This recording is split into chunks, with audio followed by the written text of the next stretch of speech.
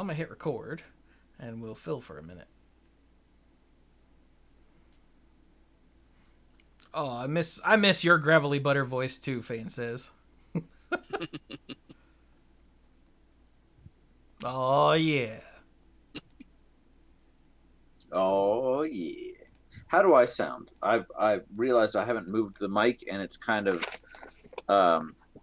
obscured a bit, but I hesitate to move it if it's good now. So how do I sound specifically? Sound good to me. Oh, yeah.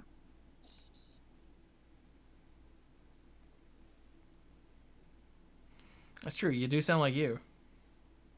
Well, that is not a bad thing in and of itself. Yeah, since you're you. Yeah.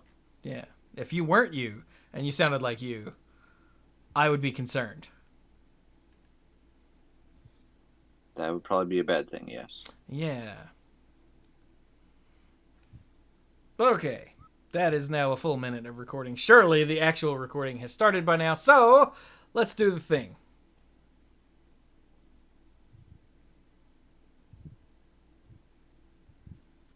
What is that? Is that Mike again?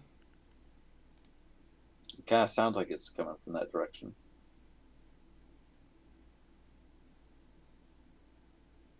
Ow, jam! Hello, everyone, and welcome to the Mana Pool. This is episode 627. Right? Yeah, because last episode was the Stitch episode. Yeah. Of the Mana Pool. And I am Chewy. Yeah, you are. I am. I got out of my car at a place today while I was dashing, and this woman goes, "So Chewy," and I went, "Excuse me?" She's like, "Do you work for Chewy? Is that your last name? What is that?" And I went, "What?" And she pointed at the back of my car, my license plate. I went, "Oh, it's my name." And she's like, "Your name is Chewy?" I said, "As far as you know." And her husband laughed. This guy gets it. She's like, "Well, the first thing I think of when I see Chewy is Chewy.com. I'm like, "That's spelled with a Y."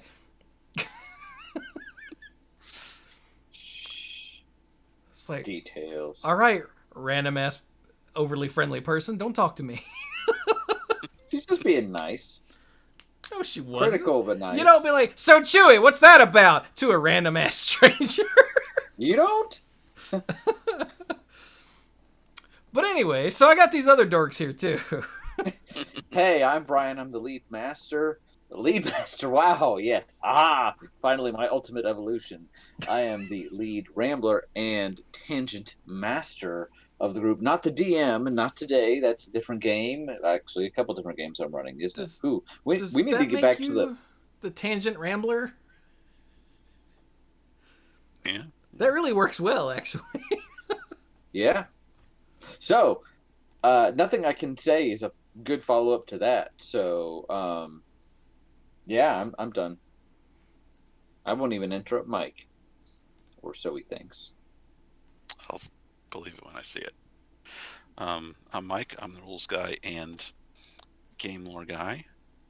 And I guess I got through that without making any mistakes, so I don't get a cool nickname this time. And I'm Dirk, the self-proclaimed greenest... Do what? What, as a rules lore guy? I don't know. Well, I'm Dirk, the self-proclaimed greenest man alive and moral compass of the group. And as far as I know, I didn't mess anything up on my end. But I always leave room for improvement. Yeah, Dirk's our green compass.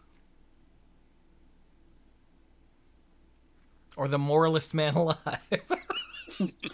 I like it. No, there are way too many people claiming to be the moralist people alive. Let's not pretend we're one of them. Well, we know what the truth is. It's true.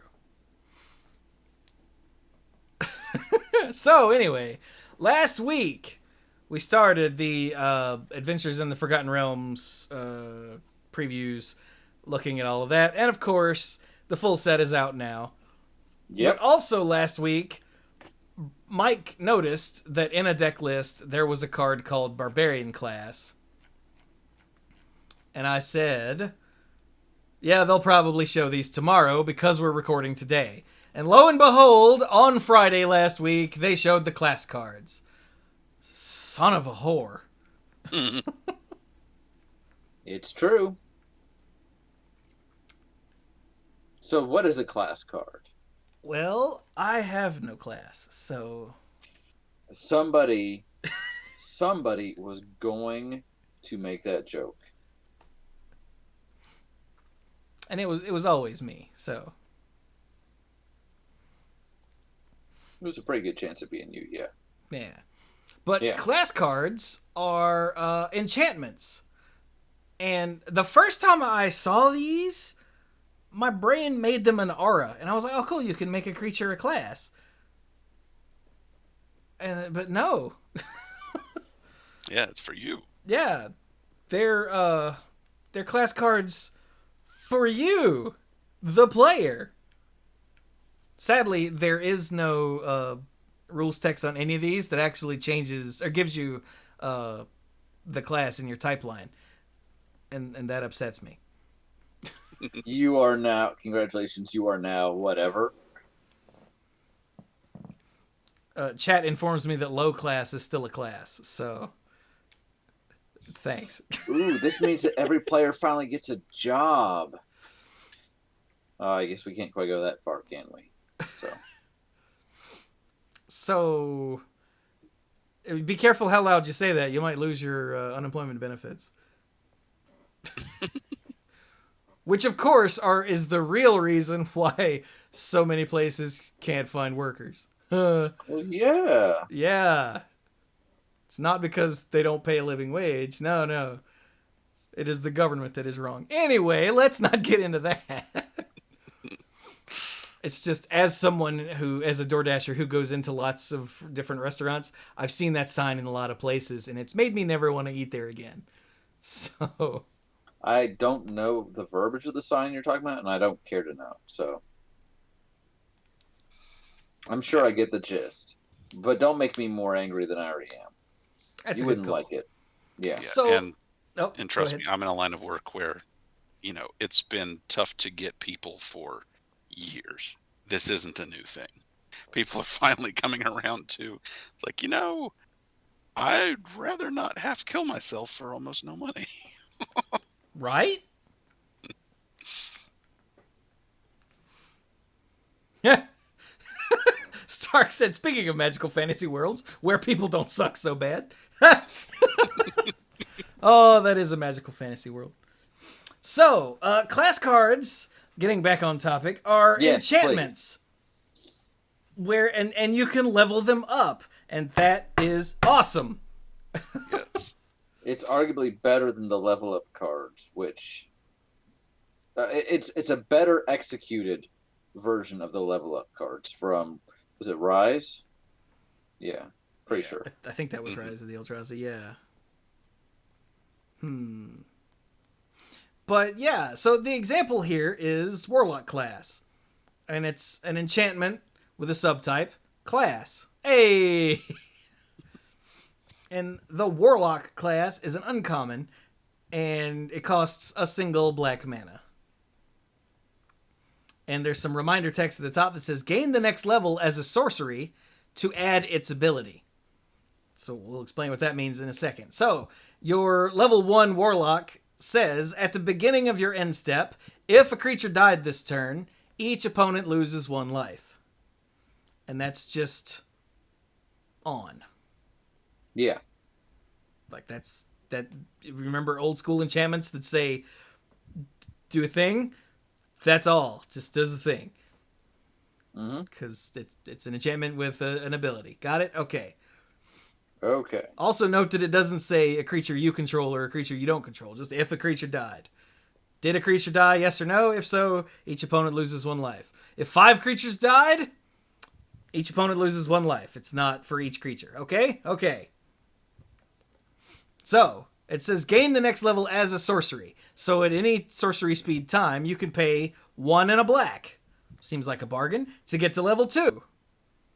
And it says, when this class becomes level 2, look at the top 3 cards of your library, put one of them into your hand and the rest into your graveyard.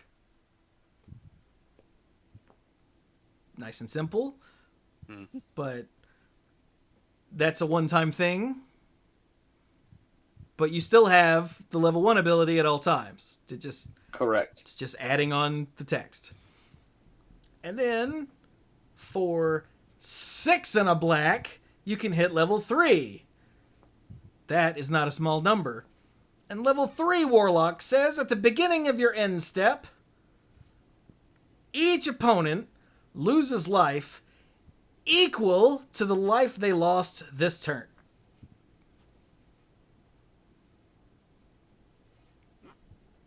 So, wait, you can stack these in such a way that the level 1 ability will resolve first.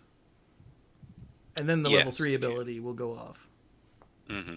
I'm sure.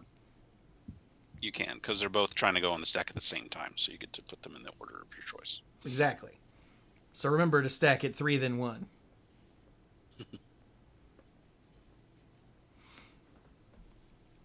So, yeah. This is neat. It doesn't really say Warlock to me, but I'm more familiar with like Hearthstone Warlock than D&D Warlock. So I'll let you guys talk about that. Yeah, in D&D Warlock, I'm playing Warlock right now. It's the first, well, not the first. I've been a Cleric before, but besides that, the first like real heavy magic user class that I've played, and it's really interesting. In D&D, a Warlock gets their power from making a pact with some otherworldly being, and there's different ways to get your power. But yeah, I mean, for this one, it's more like, you know, they wanted a mono black class. Warlock feels great just because of the nature of the class to go in mono black, and they chose some good, you know, manipulative. They have this, you know, chip away the base ability, and that you know, forbidden knowledge in the second ability, and you know, even more evilness in the last one. Cool. Yeah. I mean, Warlocks don't have to pledge themselves to an evil entity, but that's kind of the, like Mike said, and they needed a mono. Yeah. Yeah, but that's often where they end up. Like Dark explained in the chat, the basic choices are you make a pact with a fiend, which is, you know, a devil from hell. Yeah. A fae, which is more of a magical creature, like a fairy queen or a forest spirit or whatever. Yeah. And they have great old ones, which are, you know, mythos, Lovecraft inspired, you know, strange beings from the far realm, who are a little more on the neutral side, but a lot of them trend towards evil. Yeah. And even the Fae, which are arguably the least evil of those choices, you know, tend to be more tricksters, and you know, probably are more proponents of chaos than like go out and do good. But maybe So I don't know. I kind of like this one. That last level, that is one of the more expensive level up costs for these, but that's that's like the Black Decree, right? So yeah. Yeah, it's a really huge payoff, which is why the level 1 and level 2 are a little more tame. Wait, the Black Decree? Decree of Pain? Oh no, that's a board wipe. You're thinking of the Black Reflection, Wound Reflection. There we go. Yes, thank you. Oh, Decree, the thing chat said, right? Yeah. Yeah, chat had it right like 10 minutes ago, and I'm just like blah, blah, blah, blah, blah. So don't mind me. Fair enough. But yeah, that's the last of the new mechanics. Yep. Wow, there's a lot of text here. I haven't read any of this because this all seems pretty self-explanatory. Yeah, I think it's just to try to like. Well, it's an explainer, but if you read the Yeah, card and you get how it works, you're good. Yeah. yeah. You can't skip levels. You got to do them sequentially, and it isn't explicitly written out here, but the way this is set up and the way it conceptually just has to work. Thinking about it, getting a level a second time won't do anything for you. And there might be something in the details of the rules that just say you can't pay the cost to get a level a second time. In case you really, really want that mana sink in a game that doesn't have mana burn anymore. I mean, being able to pay 7 to hit to get level 3 again would be completely ridiculous. So I understand why you can't do that. Yeah, that would be very silly. But the basics, the bones of the mechanic are the same as the level up mechanic. Yeah. If a creature tops out at level 7, making it level 8 doesn't do anything. Except maybe give that creature a little self-esteem boost. But since that doesn't matter in terms of the rules of playing Magic. Yeah, they took that out at the same time as mana burn. Yeah. No self-esteem for you. Oh, story of my life. So, shall we check out some other classes? We should. There's another class. There's other classes. There's planeswalkers and other legendary stuff that's been previewed. But do you want to stick with the classes first? Yeah, let's do the classes first, because they're by far the neatest new thing. You think so? I think so. Oh yeah. I want to go ahead and hit the Barbarian class first, the one that tips me off to this going on. Also because it is awesome. It is awesome. You should just run right up there, Barbarian. Yes. Barbarian class is mono red. It just costs 1 red. It's uncommon. I think all of these are uncommon. Let me look at the multicolored ones. Pretty sure. No. Some of them are rare. Like Rogue is rare. Okay, it looks like the multicolored ones are rare. Cool. Okay. So the Barbarian class... Oh, I scrolled too far away and I lost it. Barbarian class costs a single red. The level 1 ability, if you would roll 1 or more dice, instead, roll that many dice plus 1 and ignore the lowest roll. Whoa. Yeah. Yeah. Interesting that they gave it to the Barbarian class. Yeah, you just have, in D&D terms, you just have advantage on the rolls that you make. Oh, that's what that means. Yep, you get to take the high one. I mean, that's the analogy they're going for here. Yes. So, for 1 and a red, you can advance to level 2.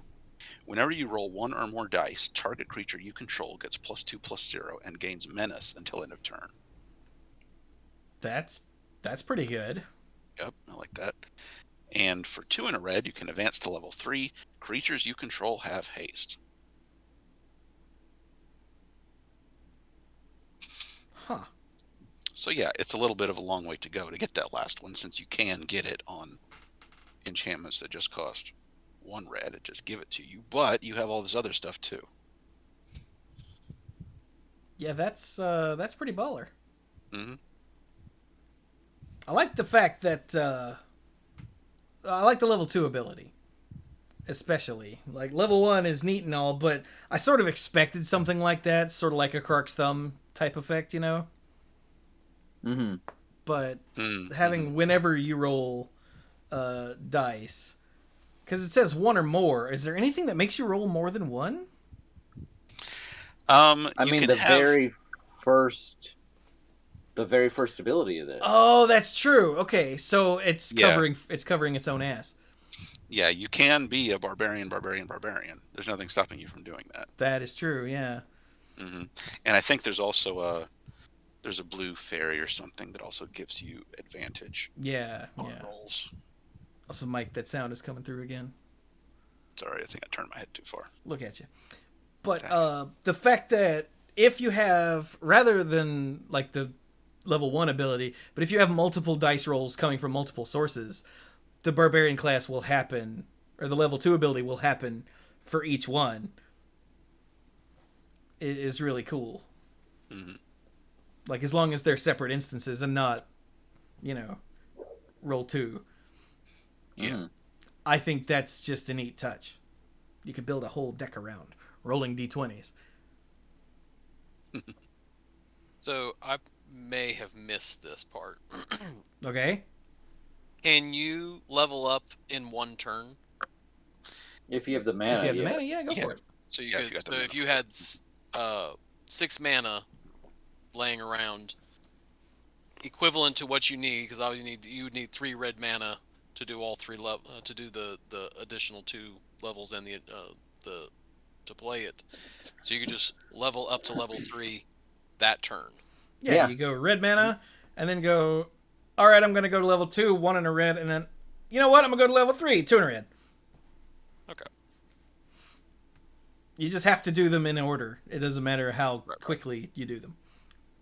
So, yeah, if you were in a long ass, what's the freaking EDH game, and you get up to 6, 7, 8, 9, 10 mana, you can just go Warlock class, level 2, level 3. You're all gonna die. Basically, yeah. Yeah, And you know what? That sounds pretty good. that does sound pretty good, actually. Stark also pointed out that they've made the art and the text on the opposite side for classes than they are for sagas. Yes, which I appreciate. Yeah, which is a really nice touch that I was not cognitively aware of. Like, I was aware that Hmm. it wasn't a saga, but I hadn't fully figured out why. That's good, yeah, because Kaldheim is still around, and yeah, that might get confusing. So it's good that they have that visual cue. Yeah, so here's the sagas with the art on the right, and then the class with the art on the left. That is a really nice touch. I appreciate that, and thank you for pointing that out. So, yeah. Well, All I'll right, go what's ahead another class that we should read? I'll go ahead and do the cleric class. Cleric class. That's in white. Mhm. It is. All the way at the beginning. So cleric class for just a white. If you would gain life, you gain that much life plus 1 instead. Ooh. You gain that life and 1 more. All right, level 2 for 3 and a white. Whenever you gain life, put a +1/+1 counter on target creature you control. Nice.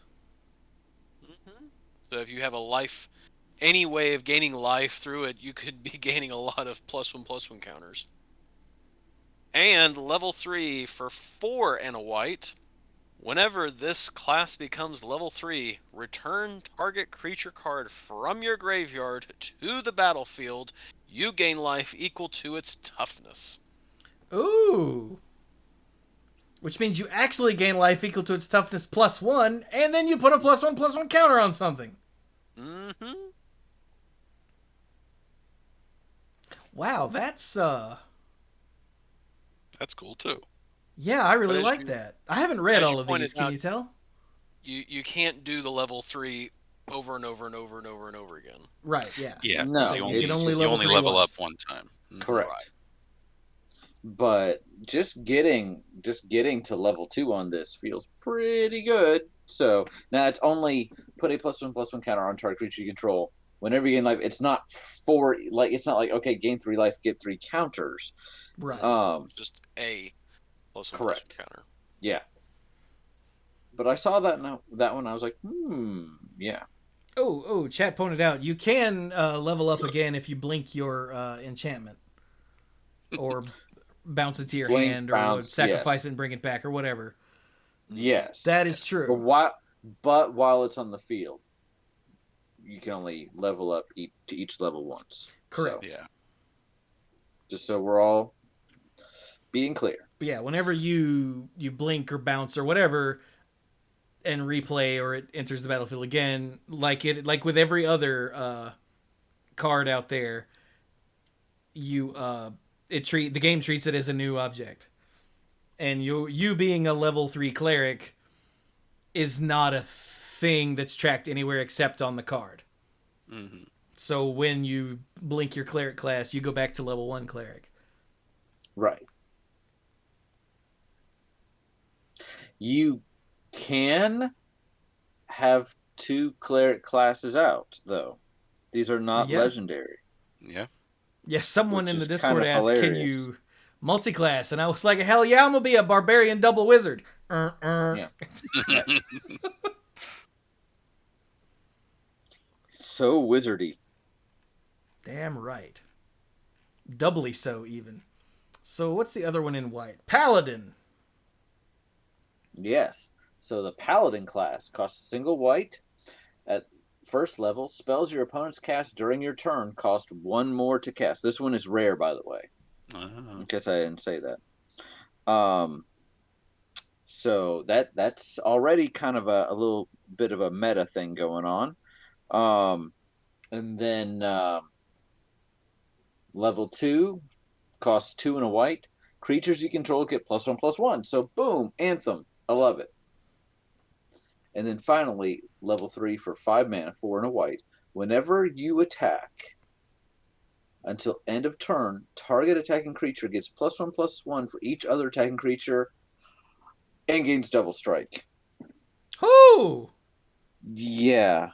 That last little bit there hits like a truck. Yeah. That's big stuff. Like, +1/+1 for each other attacking creature. Okay, and gains double strike. Well, I'm sorry, what? There are words on this card. Yeah, some of They them are are terrifying. So what is that first ability? What's that got to do with being a paladin? Paladin is the tank. Yeah. Paladin swears an oath, and yeah, they're... You do a lot of defending and taking hits and whooping up on bad guys and defending your allies. So I guess the tax on your opponent's spells represents like damage mitigation or something? Yeah. Or Mm-hmm. just you're making it harder for your opponent to get through? Yes. Yeah. Okay. Because, like, I saw the taxing thing, and I'm like, I don't know enough about D&D to paladins do that somehow, but that's supposed to represent... Defense. Okay, I got you. In that case, that's cool. But yeah, that one's pretty nuts. And then, yeah, first part's defensive, and then the last part is, okay, we're ready to go aggro now. And, oh boy, yeah. Oh, Stark also said paladins get an aura that boosts everyone's saving throws nearby them. Yeah. That's another way to look at that. That's cool. As someone who doesn't play D&D and has actually no interest in it, it's fascinating how they've turned some of these things into representations on Magic cards. Yeah, it really is. They definitely went hard on this is what this does in D&D. How does it be a Magic card? No, really, how do we do this? And some of them are more straightforward than others. Like, of course, we didn't have to explain Barbarian or Cleric. That's obvious. Well, you did have to explain the first part, and right. That is brilliant. Like, even I know what having advantage means, and when you said that, it just clicked. I went, oh! For anyone who's not D&D, what does that mean, by the way, Mike? So when you have advantage, that means you get to roll the d20 twice and take the highest result. Yeah. There's also a corresponding concept of disadvantage where you have to take the lowest result, but I don't remember seeing anything like that in this set. Oh, so that's literally having advantage. Yeah, I don't know that they even put that in here because that's more of a feel bad. So disadvantage. All right, so there's only one mono blue class. Wizard, of course. It's wizard. And since I wanted to be a barbarian double wizard, I'm going to read this one. For a single blue, it's uncommon. You have no maximum hand size, level 1. Nice little spellbook effect. Get it? Spellbook, wizard?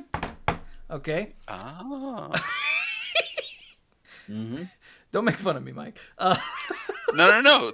That's for real, because each magic user using class has a different way that their magic works, and the wizard's thing is that they have a spell book. They have all their spells that they know written down in the spell book, and at the beginning of the day, you choose which ones that you have prepared, at the front of your mind that you can actually cast that day. But otherwise, they're all written down in your spell book. It helps that the wizard spellbook is right next to it too. Yeah. Which works exactly how a wizard spellbook should work, too. We'll get to that later. Level 2 for 2 and a blue. When this card becomes level 2, draw 2 cards. Which that's Nice. what is that? What's the name for that spell now? Divination. Wait, say that again. Divination. Divination. There we go. Council of the Sword Tommy, whatever you want to call it. Yeah, in my brain, I was like, it's the Hearthstone card. I went, no, wait, magic. Damn it.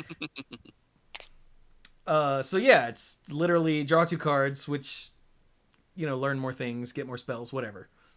Mm-hmm. And then level 3 for 4 and a blue. Whenever you draw a card, put a +1/+1 counter on target creature you control. Buh.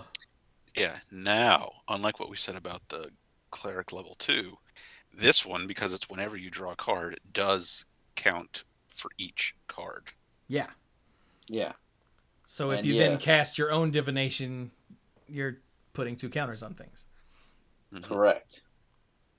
Not to mention you're 1 a turn for your normal card draw. Also true. Yeah.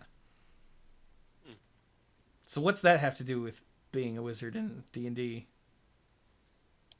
Just being smart is awesome. Yeah. It's true. The wizard has the chance to be like the Swiss Army knife of spellcasters, so... Yeah.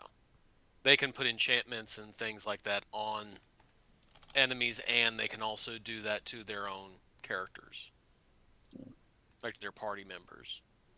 Oh. All right. So that is blue. Rogue is the other one in black, right? I think Rogue is multi. Yeah. Oh yeah, Rogue is multicolor. What's Warlock? There is no other one in black. Well, Okay. screw you then. How about red? Mark Rosewater did say that the classes were not evenly split because they wanted to do all the classes that were in the base player handbook, and All they 12, just put them yeah. where they wanted to put them where they felt appropriate. Red has Barbarian that we've already That's it. covered. Is that Now, I know it? green has 2. Yes. So we've got the Druid. Hey, Dirk, what's the Druid do? Druid. So the Druid class for 1 and a green. Whenever a land enters the battlefield under your control, you gain 1 life. Sounds about Makes right. sense. Yay. Level 2 for 2 and a green. You may play an additional land on each of your turns. Ooh, little exploration. Exploration action, yeah. Mhm. Little, is it a zombie? Yeah. No, that was the scroll lady. Oh, What? Azusa. Azusa. Okay, thank you. Bless you. Thank you. Uh, Why was that funny? That wasn't funny, and yet I'm laughing. Oh, crap. Okay, level 3. What's level 3? All right, level 3 for 4 and a green. When this class becomes level 3, target land you control becomes a creature with haste, and this creature's power and toughness are each equal to the number of lands you control. It's still a land. And yes, that number will adjust up as you play more lands. It is not set at the time that it becomes a creature. Yeah. So, aha. So you That's can have one. an awesome tree friend follow you around. Come on, Treebeard, let's go. Stop calling me that. I made you. I'll call you whatever the hell I want to call you. Let's go. So yeah, these all feel of those very, sound very appropriate. very Yeah. Druish. I mean, the flavor on this one, some of these you're like, okay, explain to me why Barbarian gets advantage or whatever. This one, you're like, Druid, got it, done. You know. Hippie, yes, got it. Very Druish. So And then you've got the Ranger class. The The Ranger Ranger class, class, if I remember correctly, is nuts, right? it's pretty crazy. Do you want to talk? You want to tell them about it? No, It's go it's for it. another. It's a rare one. I'm taking all the rares. For 1 and a green, when at level 1, when it enters the battlefield, you get a 2/2 green wolf creature token. So straight up, you get a bear. Basically, it's a wolf, but it's a bear. It's a 2/2 for 2 mana. Level 2 only costs you another 1 and a green, and whenever you attack, put a +1/+1 counter on target attacking creature. Ooh. Yeah. And then level 3 costs 3 and a green. You may look at the top card of your library anytime. You may cast creature spells from the top of your library. Vivian's usual trick. Sorry, that was me coughing. Oh, I Is thought that you were what that like was? As I excited just about. gave myself the Heimlich maneuver with that level 3. Okay, it was the level 3. Yeah, that's a good one. Yeah, that's I can great. see why it's rare. Yeah, right? That's Is this the best one we've looked at yet? I think it might be. I mean, I think they all have their uses. Like Cleric, I definitely like, but But this just like feels like just straight up value. yeah, like by itself, this just seems like the one that makes me go, "Ooh." Mm-hmm. Yeah. Well, I feel like this one has the most continuous value to it. So Because like the what's Cleric is good, and then you just one-shot the level 3. Whereas this one, all the levels, like level 2 and 3, are always useful. it's true. but So then you get to go ahead. what's up with okay, so Rangers clearly have animal friends. Yep. Yes. And I guess they make their animal friends they can make their animal friends stronger, some sort of buff. Yeah, that's one of the paths you can take as a ranger, to have a buddy that follows you around and can attack people you don't like. I mean, that's the point of having buddies, Get right? 'em. That's why do you think I hang Yeah. out with you guys? Oh, we knew the deal. And what's up with the level 3? Like obviously this is really awesome, but as far as being a ranger goes, to just have an affinity with creatures. Always being a pathfinder. Yeah, it's part of that, and just affinity with creatures, and there are other spells they get access to later on in their spell tree that lets you summon more Oh, animals. okay. Oh, Stark said Vivian is very close to the iconic D&D ranger, so if you look at Vivian and what she does, you know what a ranger does. Oh. Yeah, that's a good point. All right then. So then the multicolored classes, there are what, 4 or 5 left? Yeah, something Like that. Something like that. All right. So the bard. Hey, it's a bard. Where's Ashley? I think she's watching a movie in the other room. I should probably do the one.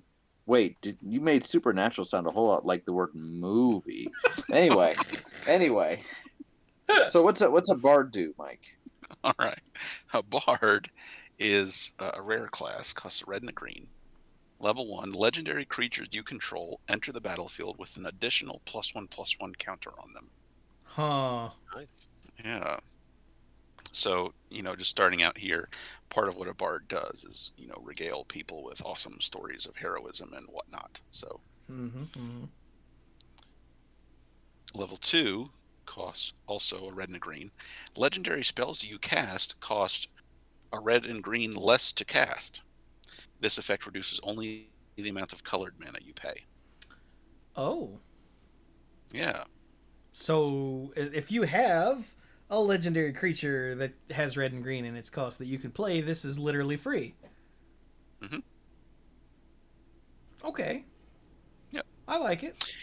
Yeah, and then finally, for 3, a red and a green, whenever you cast a legendary spell, exile the top 2 cards of your library. You may play them this turn. Oh. Yeah, so even more awesome stuff happens when heroes show up to save the day. Wow.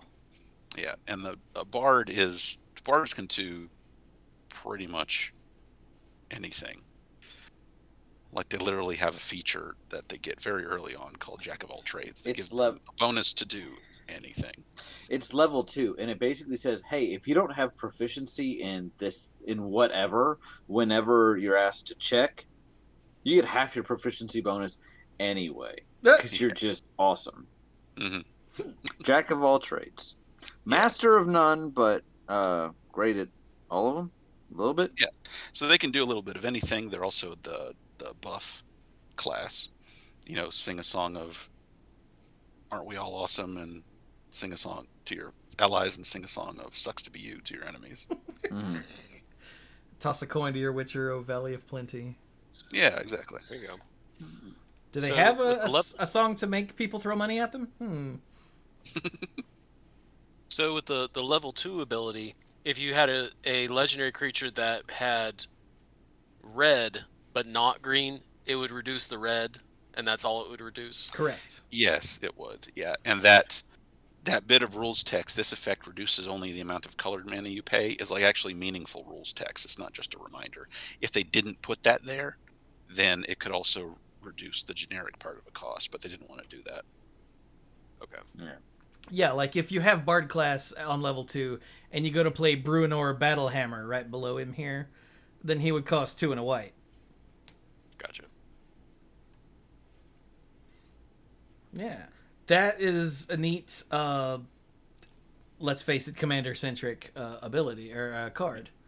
It is, but because their whole thing is telling tales of legendary people, it really makes sense. Hey, have you heard the story of Marika de Druid? You know, a guy named Jed. Okay. Well, I'm going to take the fighter class because that's the class I was when in Final Fantasy. Okay. Ha! Because he's a ginger, not because I'm an actual fighter. I'm more of a bard than a fighter, it turns out. But don't tell Chewie that. He'll get upset. So, fighter class for a red and a white is another rare class. When fighter class enters the battlefield, search your library for an equipment card. Reveal it, put it into your hand, then shuffle. Ah, right. This is the equipment class. Nice. So that's level 1. Level 2 is 1 a red and a white. And it says equip abilities you activate costs 2 generic mana less to activate. Whoo! That is not a small number. No, that's pretty awesome. That means your Loxodon Warhammer only costs 1. Whoo! Yes! I mean, some of your cheap stuff is 0. It's true, because it doesn't say can't drop below 1. It just says 2 less. Yeah. Which is always awesome. And then for 3, a red and a white, level 3 is whenever a creature you control attacks, up to 1 target creature blocks it this combat if able. What is that? Yeah. So that's Provoke. Provoke. Sorta. Provoke untaps things, which this can't do. Oh, but it does. Anyway, but yeah, so that last one is about other paths that fighters can take as they continue to advance in levels, where they can use their special abilities to strategize during combat and kind of command the flow of what's going on. Oh, okay. Neat. See, coming at this from Final Fantasy, equipment guy, got it. There you go. It's not even called a fighter in that game anymore. Now he's a warrior. Well, just think of fighter from 8-bit theater, and you'll be fine. Yeah, exactly. Which is the joke Stark just made. Hey, how does this represent being a fighter in D&D, guys? Sword. There you go. Nunchuck swords. Good times, We'll call good 'em memories. Sword chucks. All right, so three more. I think it's 3 more. Yep. So next we have the monk class. The monk class is white and blue, and it costs just a white and a blue to play.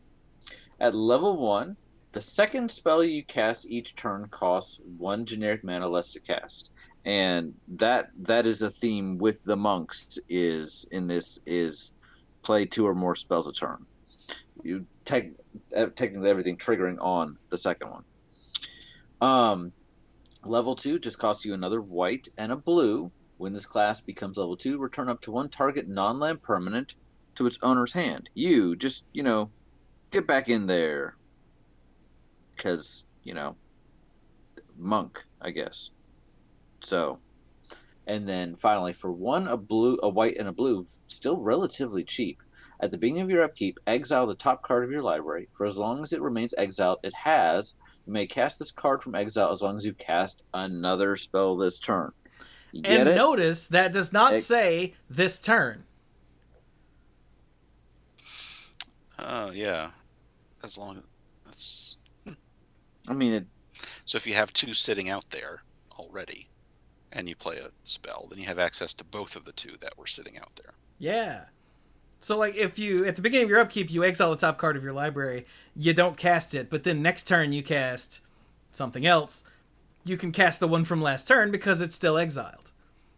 Yeah, and because of the way it's written, it's just ability that the card gets. So if someone disenchants your monk class, you're still good to have access to those. Exactly. Cards.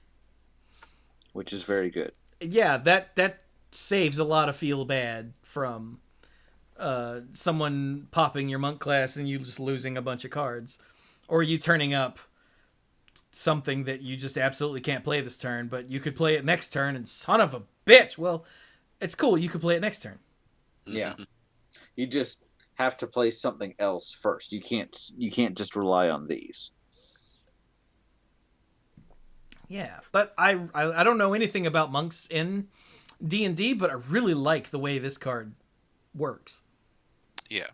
So the monk in D&D is the, Shaolin Kung Fu type of monk. Not the, brown robe copying books in a monastery monk. Yeah, that's somebody else. And one of their key things is when you're in combat, you get to use your awesome martial arts abilities to make little extra bonus attacks against things. And as you continue to level up, you get the flurry of blows feature that lets you make other bonus attacks, or push someone across the room, or dodge in there, or do all kinds of fancy stuff. They just they're all attacking all the time. Like, they get 1,000,000 attacks. Everybody else is like, we can only attack once or twice, and they're like, let me show you it's done. Here's 4 attacks in a row without breaking a sweat. So Pow. rather than giving you a bunch of different attack steps, they chose to do that flavorfully by giving you the ability to cast more things. Yes. Yeah, fancy stuff happens when you cast more spells. I get it. Okay. Yeah. That actually makes some amount of sense. It's not like a 1-to-1, but it makes sense. Mm-hmm. And I'm guessing the level 2 ability is that push someone across the room. Yeah. Remove you from this whole thing for just a minute. Go over there. Mm-hmm. Yeah. Huh. Okay. I like it. It's a little weird, but I like it. Okay, how about Rouge? That's a cool one too. But I just did one, so. All right. I'll do rogue class. So for blue-black, it says whenever a creature you control deals combat damage to a player, exile the top card of that player's library face down. You may look at it for as long as it remains exiled. That's neat. So you've stolen something. You're literally stealing something. Yeah. You've stolen something from them. And with the potential of using it against them, I'm assuming, as we move forward. So level 2, for 1 blue-black, creatures you control have menace. Is that a rogue thing? Are rogues intimidating? I mean, there's sneak. Well, it's less. I think it's less about grr and more about evasion. Yeah, sneakiness. Oh, you're Oh, okay. If there's only one guard, they're gonna get past it. Got it. Yep. I like it. All right. Level 3 for 2 blue-black. You may play cards exiled with rogue class, and you may spend mana as though it were mana of any color to cast those spells. Called it. I mean, That's I had a feeling that if you're exiling cards, that means that you'd probably be able to figure out how it works and use it against them.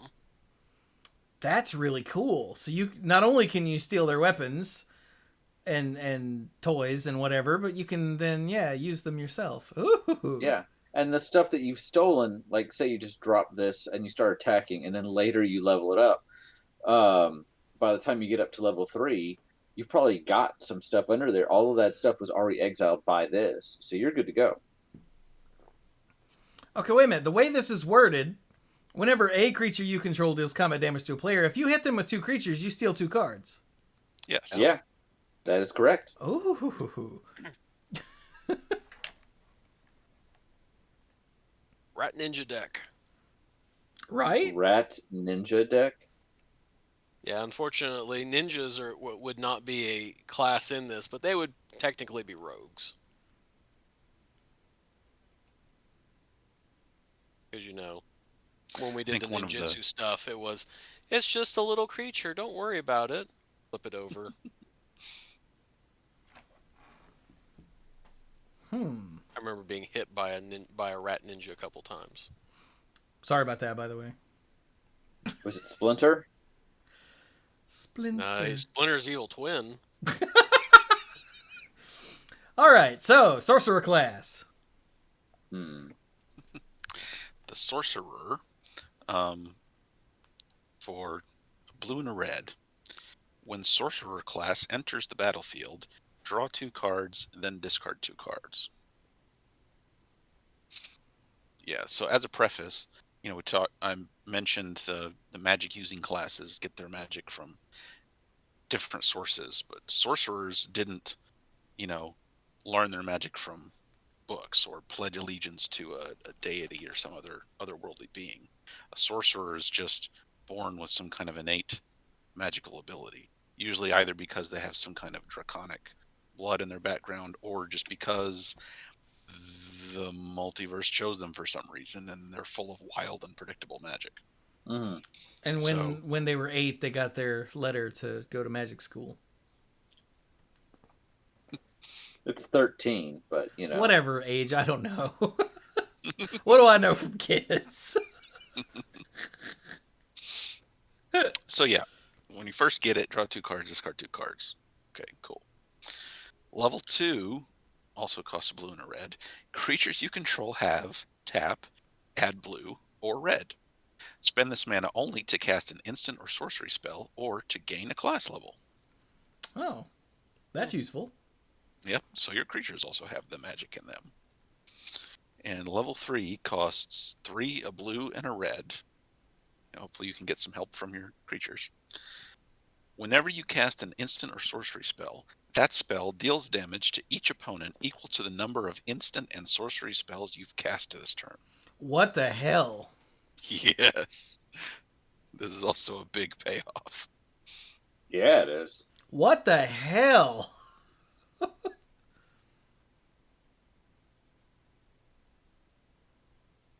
Okay, so let's just do some math real quick. No, I hate math.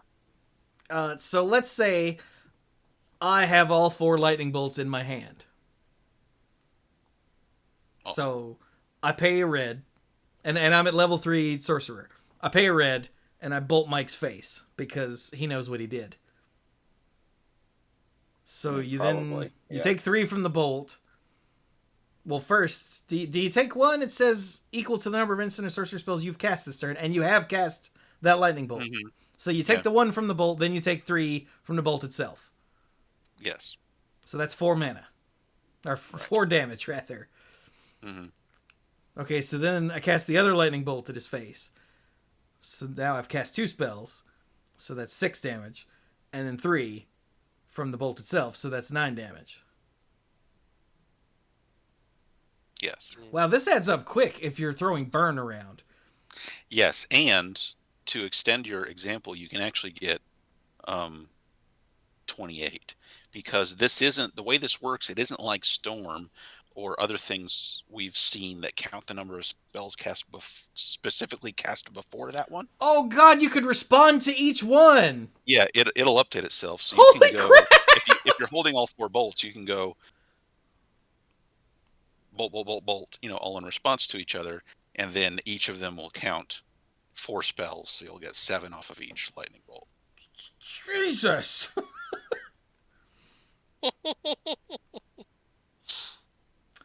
Okay, yeah, that's even better. That's an RKO out of nowhere. Mm-hmm. Out of nowhere that they take a long time to set up, but then if you let them get to that point, you kind of brought it on yourself. Right? If you win the game that way, you deserve it. Well, Right. I don't know if I go that far, but yes. So that's Who can say what will? That's the classes. That's the 12 classes. Those are the Yes. the 12. What are they called? The 12 standard classes, or Yeah, and the ones in the basic player's handbook. yeah, Yeah. Basic classes. I don't remember the proper term, but You so basic. Sorry. but that's really cool. Yeah. They did a good job with that. And I do think that's one of the more interesting mechanics to come out of this. I don't know if it's my favorite, but it's pretty good. So. Yeah. What was that? Violet Moon just resubbed for the 18th month. Oh, And I definitely like the thought of multi-classing and being like, Barbarian Cleric or something like that. yeah. Vi asked, "What is everyone's favorite class?"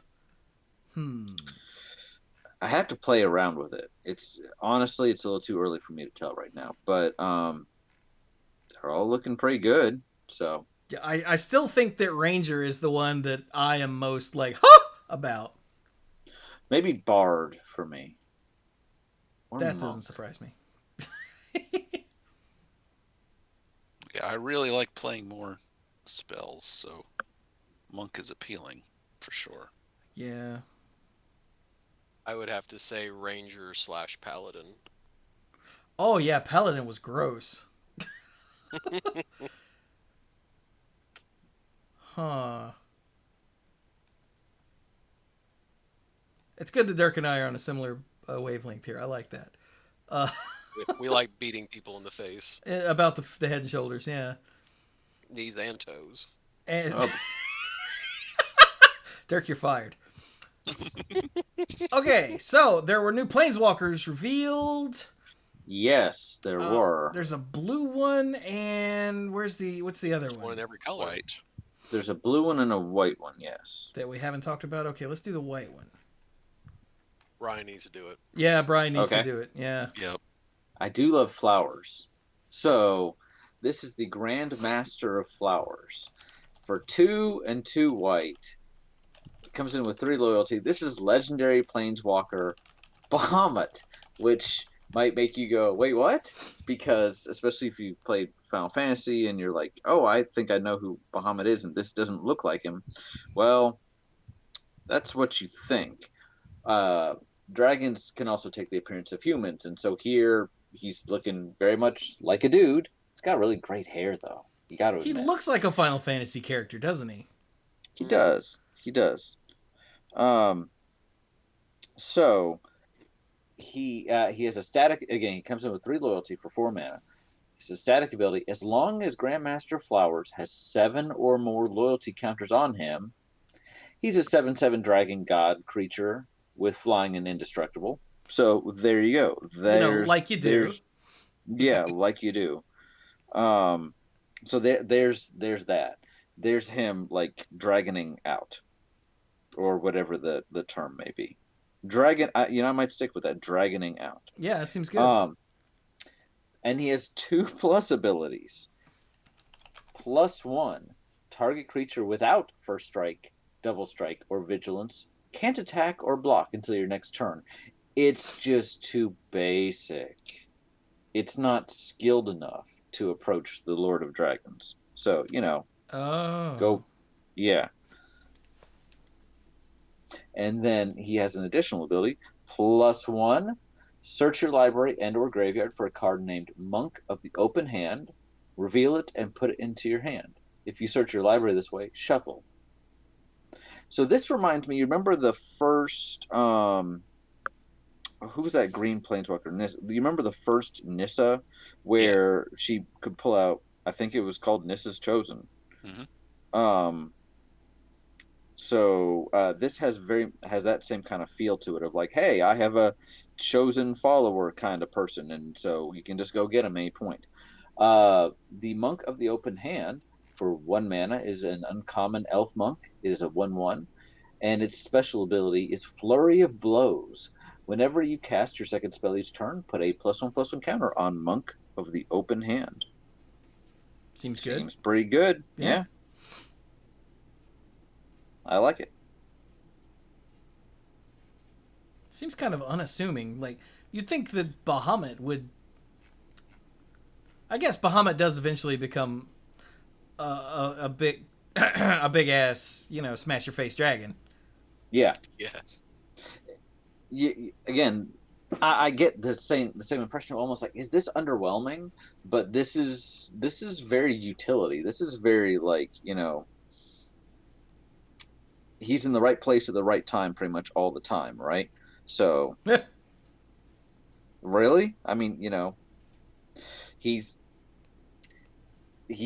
utility. He stops things from being able to attack or block you.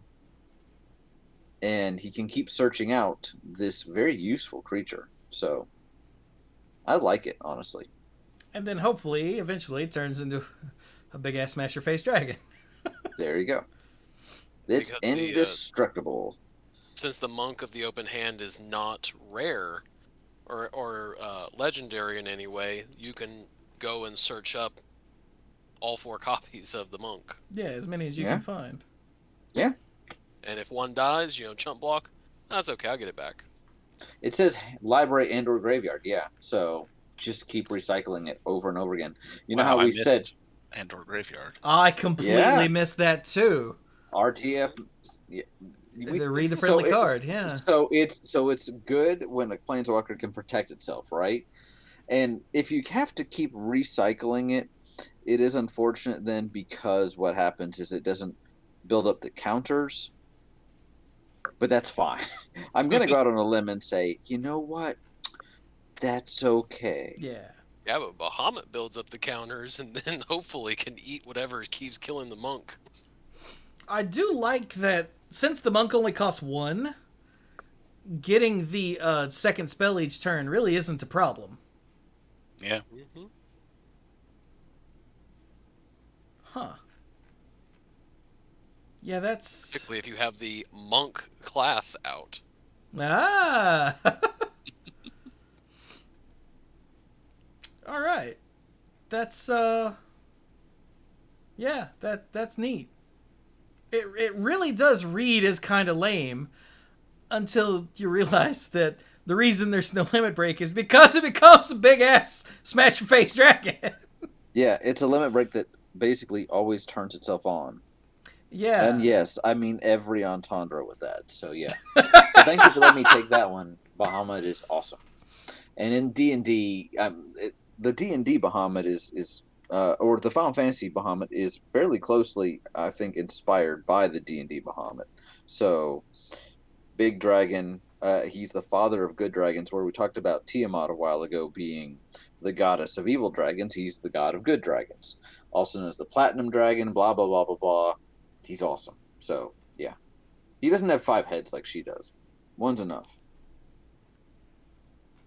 I mean, how do you know that he doesn't? I mean, what? He is not depicted as having 5 heads. All right, so then the blue one, and I think that this one needs to be a Mike thing just because of who it is. Yeah, yeah. Mordenkainen, the storied wizard of old, who gave us all these useful spells. So Mordenkainen is a legendary planeswalker with the type Mordenkainen, and for 4 and 2 blue, starts on 5 loyalty and has a +2 ability. So this is a lot. He's a Okay. beefy boy. Yes. Cost 6, starts on 5. First ability +2. Draw 2 cards, then put a card from your hand on the bottom of your library. Yeah, that seems good. Fantastic, yes. -2. Create a blue dog illusion creature token. Dog illusion creature token. With this creature's power and toughness are each equal to twice the number of cards in your hand. Who's a good boy? I had Mordenkainen's faithful watchdog cast. How did we get surrounded by ogres? Because you weren't there. You didn't actually cast the spell. So there's ogres. And I'm not ashamed to admit that is the first thought that popped into my head when I saw Mordenkainen and then saw that there was a dog. I was like, Oh yeah, yep. That's on 100% on purpose.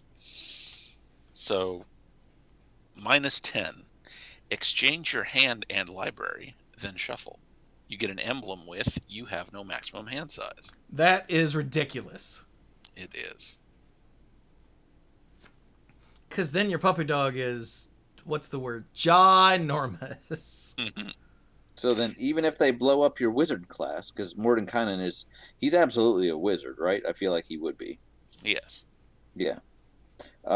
You've still got no maximum hand size, so. It's true. And you can have as many hounds as you want. I mean, they're not legendary or anything. Who's a good boy? So, yeah, Mordenkainen was apparently Gary Gygax's first player character? That I didn't know that. I saw that somewhere, and I don't know how true that is, but that's a thing that I read. Believable. And became a big, huge part of the D&D Forgotten Realms lore, because, I mean, how many spells has Mordenkainen given or created for people? Lots. Like, apparently the actual spell is Mordenkainen's Faithful Hound, is that right? Yeah. I don't know if it used to have a different name in the past. But yeah, it's Faithful Hound now. What does that do?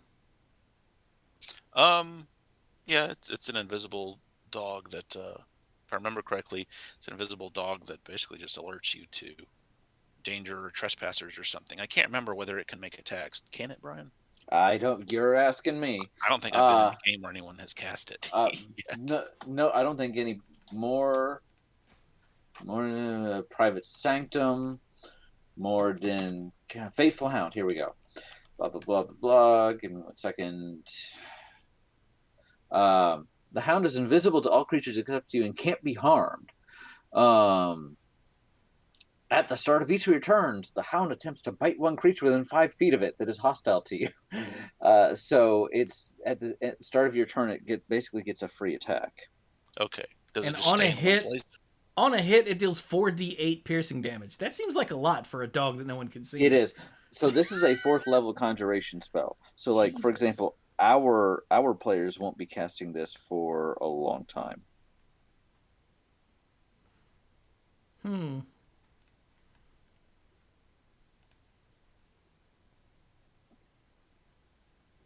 So, yeah, Mordenkainen is one of those, like, epic Gandalf level wizards in D&D. Mm-hmm. And so, of course, he's got this insane ability. Good lord. So, is that it for the Planeswalkers? I think that's all of them, right? I think Yes. that's it. Oh my god, it's a dog illusion, but it doesn't have the illusion ability. Yeah, that's nice. You know that if someone targets this or looks at it cross-eyed, then it evaporates? Nope. Yeah. Huh. Okay then. Yeah, that's nice that it doesn't have that stupid ability. Yeah, I my mean, brain just inserted that because it's a dog illusion, but there are a lot of words that aren't on this card. Huh. So, what do we do now? Just more neat stuff? Because there's all kinds of neat stuff. Mm-hmm. I mean, there's all, yeah. Like, There's look a right dragon next in to each him. There's a color. freaking mind flayer. Well, Dirk was saying something. Dirk, what were you saying? There's a dragon in every color. There is a dragon in every color. There's a legendary dragon and an uncommon dragon in each color, including green. There's all sorts of stuff here. Dirk, what's a dragon you want to talk about? Go ahead and start with the white one.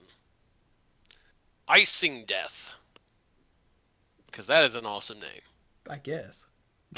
Icing Death, Frost Tyrant.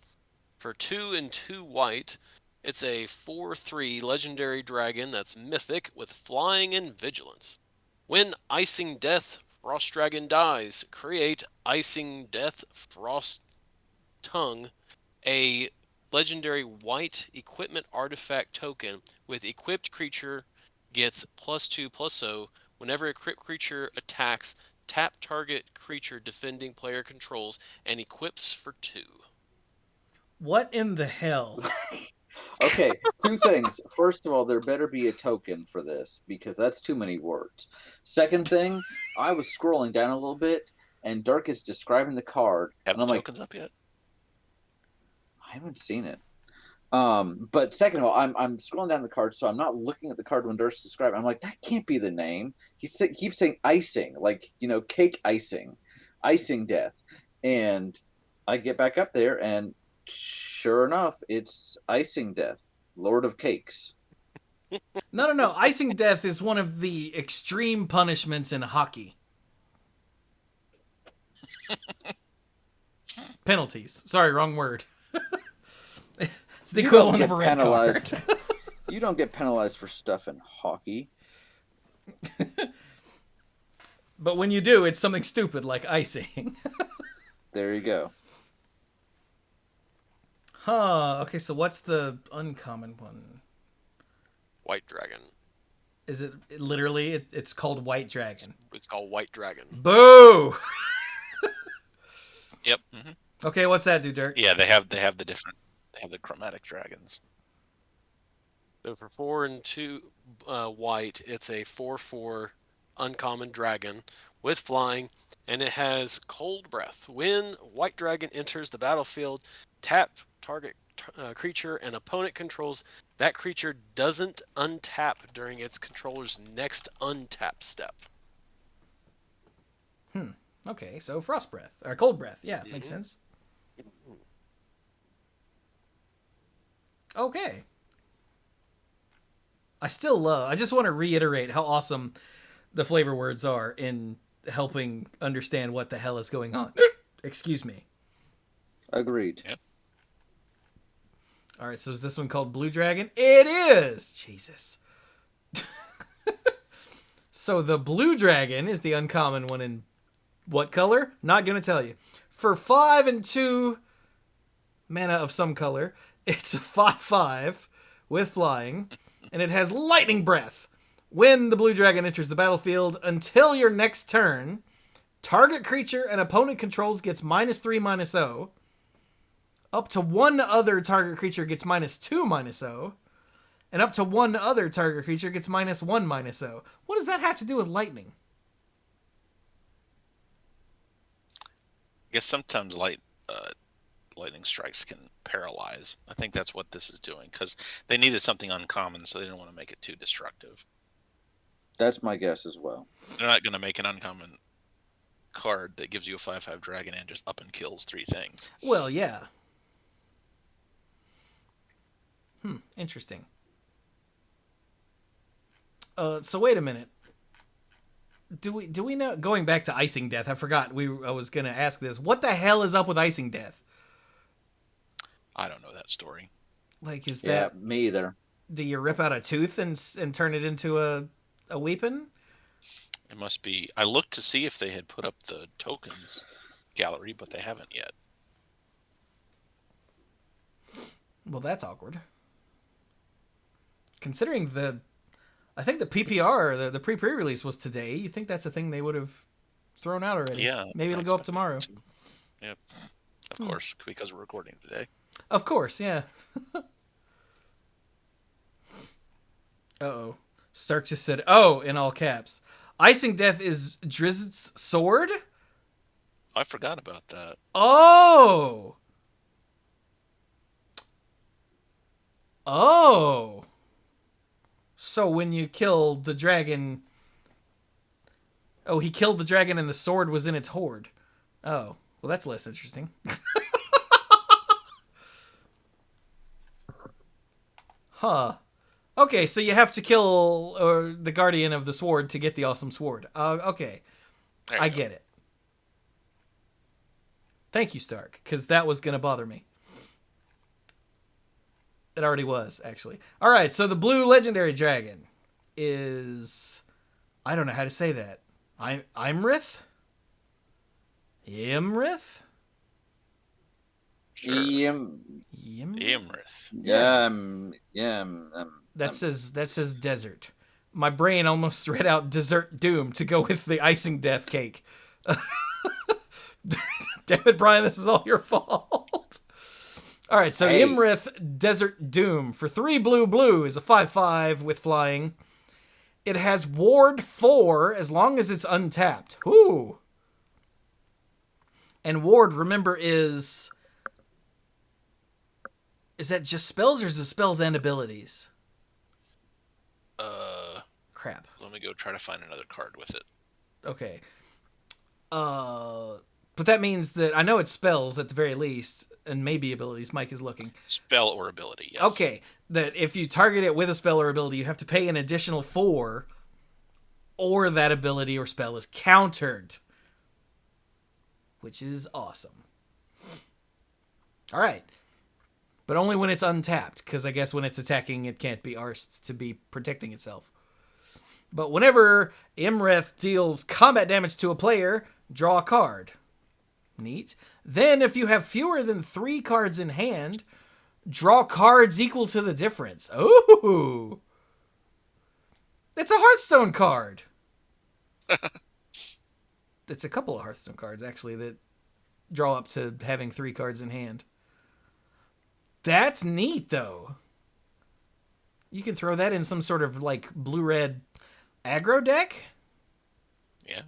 And use it as the finisher to top off and zot the hell out of people? Zot. Zot's a good word. It is a good word. I'm not making fun of you. I'm right there with you, man. Zot away. Okay. I don't know who Imrith is, but I like this card a lot. Yeah. Seems good. Yeah. Okay, Black? Black. So black, we have the black dragon. It's uncommon. Costs 5 and 2 black because it's black. It's creature dragon. It's black and it's uncommon because it's a black dragon. I'm done now. For 7, it is a 4/4 with flying. Its ability is Acid Breath, and when it enters the battlefield, target creature an opponent controls gets -3/-3 until end of turn. So I was going to ask, damn, why is that so expensive? And then, yeah, you answered. Yeah, that's one of those, like, limited bombs. It's a limited bomb because it's a 4/4 flyer that kills something. Yeah, this is gross and limited. Outside of that, not so much. But in limited, this is gross. Yeah. Okay. Who is the legend? Oh, here it is. Oh, we did Ebon Death, Draco Lich. Yes. Ebon Death. Ebon Death. Yeah, that's the Draco Lich. So there's not Okay. another black dragon. Okay, so Red. Certainly red has dragons, right? Oh, God. Red has the one that we were talking about in the Discord that is just silly. I haven't seen this It's one. the Inferno of the Star Mounts. Ooh, Dirk, have you seen Inferno of the Star Mounts? I mean, I glanced over it. I didn't actually read it. Okay, you should read Inferno of the Star Mounts because I want to hear your brain explode. Inferno Inferno of the Star Mounts for 4 and 2 red. That was my brain exploding. No, we're not there yet. For 6/6 is a legendary dragon that's mythic. This spell can't be countered. Nice. Spell flying and haste. Nice. For 1 red, Inferno of the Star Mount gets +1/+0 until end of turn. When its power becomes 20 this way, it deals 20 damage to any target. Gosh. Now, it was pointed out that you have to be very careful. It doesn't say at least 20. It says 20. So if you push it past 20, you don't get that. Like with some other effect. Well, yeah, but so you just need to get right there and then cross the finish line. Yeah. Like, I think it's Chifuji in the Discord was like, okay, so we double it, and then we just pay a red to activate it. And someone else was like, no, because double brings it to 12, and then double again is 24. And now it's too late, because that says becomes 20. And like, oh, crap.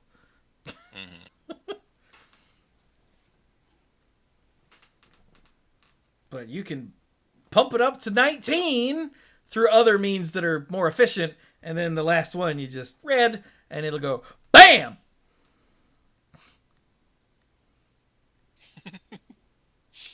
It's a really bizarre win more card, but I love it. Yeah.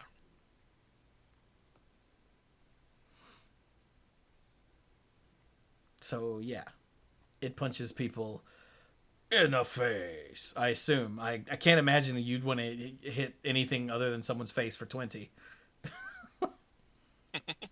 Pointed at your own stuffy doll for style points.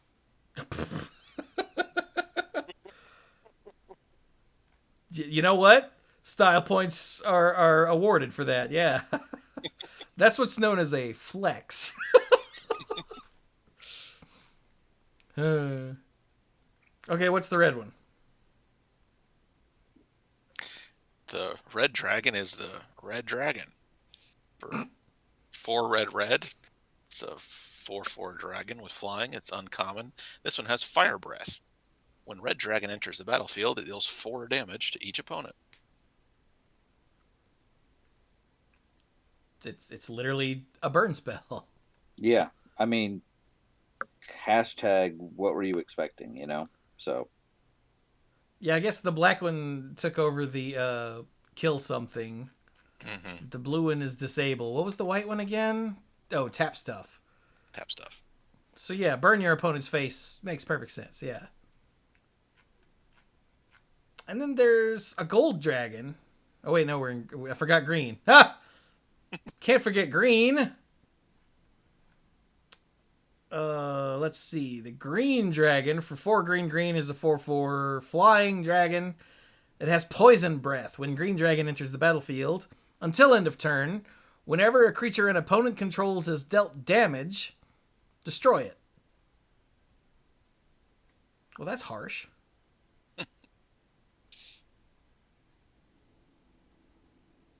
That doesn't seem that great in green. It plays into green's thing of like using fight and using your creatures to That is true. Yeah. for your opponent creatures. Yeah. Not to mention they have to flavorfully try to match this up with what does the green dragon actually do. Yeah. So what's the legendary green dragon? Oh, Old Gnawbone. Old Gnawbone. Gnawbone. Oh, living So- out in the shack.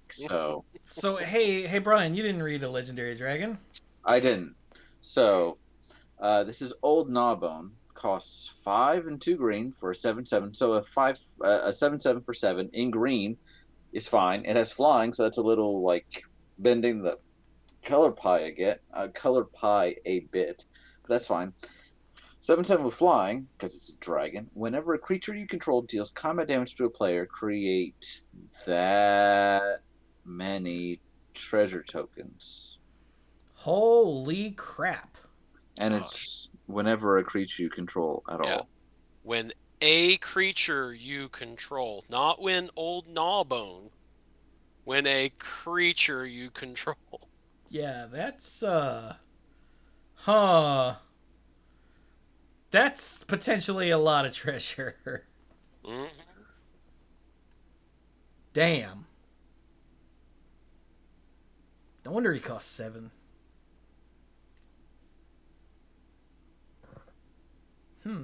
Okay. And treasure tokens, remember, are artifacts you can sacrifice for mana.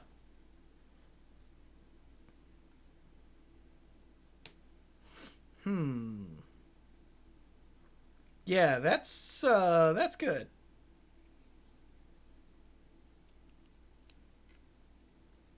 Good lord. As if combat trick math wasn't hard enough. You play Old Gnawbone and say, attack! Not with Old Gnawbone, because he doesn't have haste, just with anybody else. Your opponent's going to be like, oh no. What? After combat, I play this 10 cost spell. And I'm like, wow, you just spent 7 mana to cast old Gnawbone. Yeah, but got a lot of treasure now, so gotta use it for something. All right, and then in gold, we have the adult gold dragon, and I swear I think it's named this because the Sword of Dungeons and Dragons makes a gold dragon token. Oh. Like, that's my theory, is that there was no confusion. They just named this an adult gold dragon. I mean, yeah, I mean, the rules of the game won't allow it. Won't allow for 2 different things to have the same name. But the adult gold dragon, for 3 a red and a white, is a 4/3 that's rare with flying, lifelink, and haste. So, like, it's good. I'd play that right now. Gimme. Yeah. I'm not playing Magic right now, and I would play that right now.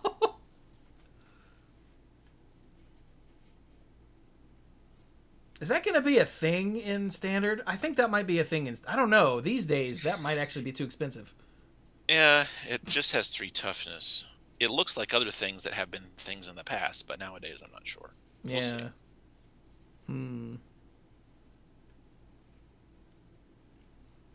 So is that the only dragon? That's the only. Tiamat? Yeah, the adult gold dragon is the only gold dragon besides Tiamat. Okay. Yeah, they just decided not to bother with trying to get into the other metallic dragons. Like there's no brass dragon or copper dragon or silver dragon or whatever.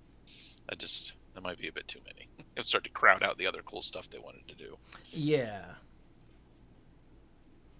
So we cannot get any further before we talk about Minsc. We have to talk about Minsc. Minsc. And Wolfie just typed Minsc into the chat. Because Minsc makes me happy. Minsc, you might know from Baldur's Gate, if you ever played Baldur's Gate. He is one of the companions you meet in that game, and he is a sweetheart. He's a ranger. Minsc, beloved ranger for a red, a green, and a white, is a 3/3 legendary human ranger, and he's mythic. And when he enters the battlefield, you create Boo! Boo is Minsc's pet miniature giant space hamster. I'm sorry, space hamster? Miniature giant space hamster. Yes. That is Minsc. That is Boo. And in Baldur's Gate, he says all kinds of things. My favorite, everyone's favorite of which is, go for the eyes, Boo, whenever you tell him to attack. Like, and yeah, I'm being dead serious. I'm not making this up. That is a thing that Boo says and does. And he has Boo, who he calls a miniature giant space hamster. Because Minsc does not have the highest intelligence score. So yeah, when Minsc enters the battlefield, you create Boo. Boo is a legendary 1/1 red hamster creature token with trample and haste. And Minsc has an ability, pay X, until end of turn, target creature you control has base power and toughness XX and becomes a giant in addition to its other types. Activate only as a sorcery, because that's too good of a combat trick. And the art, or the token for Boo, they have shown, and it's Minsc. Like, it's a forced perspective shot. Minsc is holding his hand right up in front of the camera, as it were, and Boo is jumping out of his hand at you. And hang on, you know what? Let's go find it. Let's see here. I haven't played Baldur's Gate either, but the way you describe Minsc, it really sounds like someone's real life character that got put into into the game. Oh, almost And would certainly. that surprise you? Yeah. So here is Boo. Let me copy this for you guys. Dorks, where are you at? There you are. This is Boo, the token legendary creature hamster with trample and haste, and he has flavor text. Go for the eyes, Boo, and that makes me happy. This is just the best.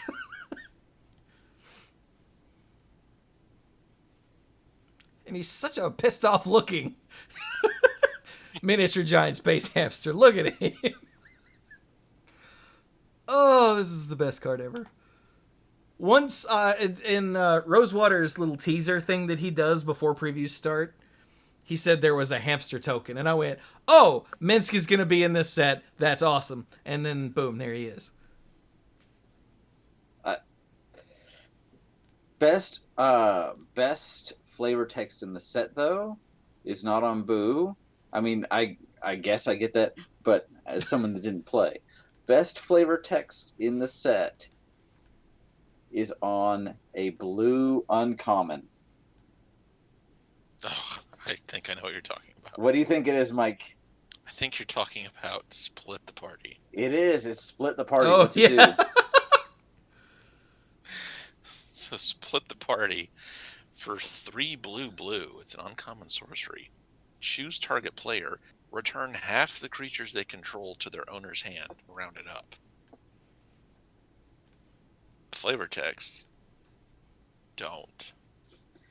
Because it's a running either joke or just Just good life advice. good life advice that if you ever have a chance to split the party, it probably won't work out in your favor. Don't split the party. Yeah, spoilers for non-D&D RPGing. We split the party, and now one of our members is a godforsaken vampire. Almost got killed. That almost got killed by our vampire-hating buddy. So Yeah. So, yeah, don't do it. Notice what this doesn't say. You don't target the creatures at all. This completely gets around hexproof. And ward. And ward. Yeah. Oh, wow. There's a lot of things this doesn't say. So, yeah. And half rounded up. I mean, it's a sorcery, so. Oh, dude. The basic lands have flavor text. Yeah, they're really cool. Yeah. You didn't see that before? No, I hadn't. That's cool. Mhm. As you trudge through the sewers of Baldur's Gate, it dawns on you. Where are all the rats?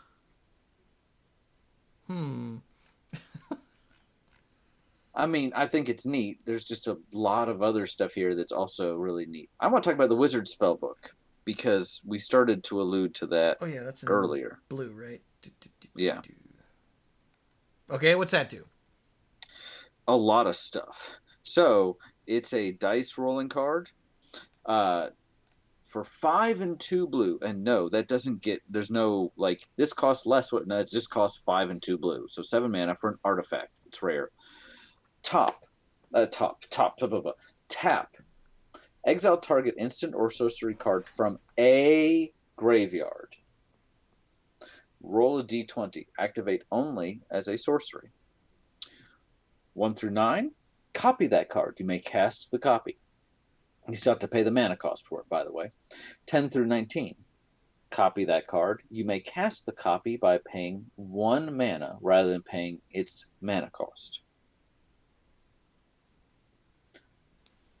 20. Copy each card exiled with Wizard Spellbook. You may cast a number of the copies without paying their mana cost. And it's when you read that last part that you realize, oh, wait a minute, it's been absorbing spells this whole time. Yeah, that's really cool because you never cast those spells. Mm-hmm. You just copy it and cast the copy. Wow. That is definitely a 20. Yeah. That is definitely 20. And it reminds me of some of my favorite enchantments of days past where they had some of these effects, you know? Like, oh, they're usually in blue. I'm trying to remember. Eye of the Storm is the Thank you. Yeah. Also, hey, I am the dork. Thank you for that 46 months. Holy crap, resub. He said resub lurk. Hey! Can we get some lurks in the chat for I am the dork? There we go. Okay, chat says Dirk should read Gretchen Titchwillow. Titch, whatever. Gretchen. Is that the Simic one? I Yeah. have no idea. It's in Simic. Gretchen Titchwillow. Yeah, it is. Okay. All right. While Dirk Gretchen- scrolls. Okay. All right. Gretchen Willow for green-white, or green-blue, sorry. It's an 0/4 legendary creature, halfling druid that's uncommon. For 2 blue-white, or blue, oh, I keep saying white. For 2 green-blue, draw a card. You may put a land card from your hand onto the battlefield. Oh. Sorry, everybody else was doing it. That's nothing spectacular, but that's neat to see that all in one ability. And like it's not just a constantly turned on. You may put a land card from your hand onto the battlefield. Well, I'm thinking with like the druid out and everything too. The druid's enchantment. Well, yeah, then you're just dumping cards or lands, but Boop, boop, boop, boop. Yeah.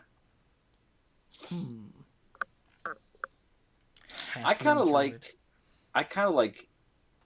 Kalane. Kalane. I think you had it right the first time. Kalane, reclusive painter for a black and a red, uncommon human elf bard. So I'm guessing that's a half elf in D&D. I don't know this person's story. Maybe an original character for this. I'm not sure. For 1/2, they're a reclusive painter. When they enter the battlefield, create a treasure token. Other creatures you control enter the battlefield with an additional +1/+1 counter on them for each mana from a treasure spent to cast them. Don't know if you've been paying attention. There is a lot of treasure in this set. Like a lot. So, That's a cool thing then. I'm not sure flavor-wise about the black-red, but, whatever. It's cool. I get it. Well, you see, he's painting... I recognize that creature he's painting. What the hell is that? Oh, come on, Brain? No, it's Brian. No. Sorry, autocorrect. It's a displacer beast. It's a displacer beast. There we go. Thank you. I don't remember what those do, but... They are super hard to hit because they have this thing where anytime you think you're looking at them, you're looking at, instead a distorted image of them. At any time, they are not where they look like where they are. Actually, There's one in blue. Yeah. Displacer Beast for 2 and a blue is a 3/2 cat beast that's uncommon. When it enters the battlefield, venture into the dungeon. Hey! And it has displacement. 3 and a blue, return target displacer... No, sorry, target. Return displacer beast to its owner's hand. Because it's not actually there. Right. Yep. I knew what the art was because I'd seen it. It's right there. Well, that has nothing to do with anything then. I was hoping that would explain something about why he's black-red, but because, like, that's not a terribly flavorful ability for black-red anyway. Black and red, I think, are the colors that have this. If a treasure... Well, no, they're not the only colors, but they seem to be a little more geared towards treasure stuff. Oh, like in the set. In the set. Oh, okay. I have not looked closely at the set and on the whole, so okay, that could be it. Oh, yeah, there is a demon here that could kill Mike. Yeah, Orcus. We get Orcus. He's a pretty big deal. Yeah, one of the big bads of Dungeons and Dragons lore. Orcus, Prince of Undeath, costs X 2 black-red for a rare legendary demon. It's 5/3, flying and trample. When Orcus, Prince of Undeath, enters the battlefield, choose one. Here's where the X factors in. Each other creature gets -X until end of turn. You lose X life. Whew. Yeah, totally worth it. Or return up to X target creature cards with total mana value, X or less, from your graveyard to the battlefield. They gain haste until end of turn. Ooh. Yeah. Okay, those are both gross. Huh. I like it.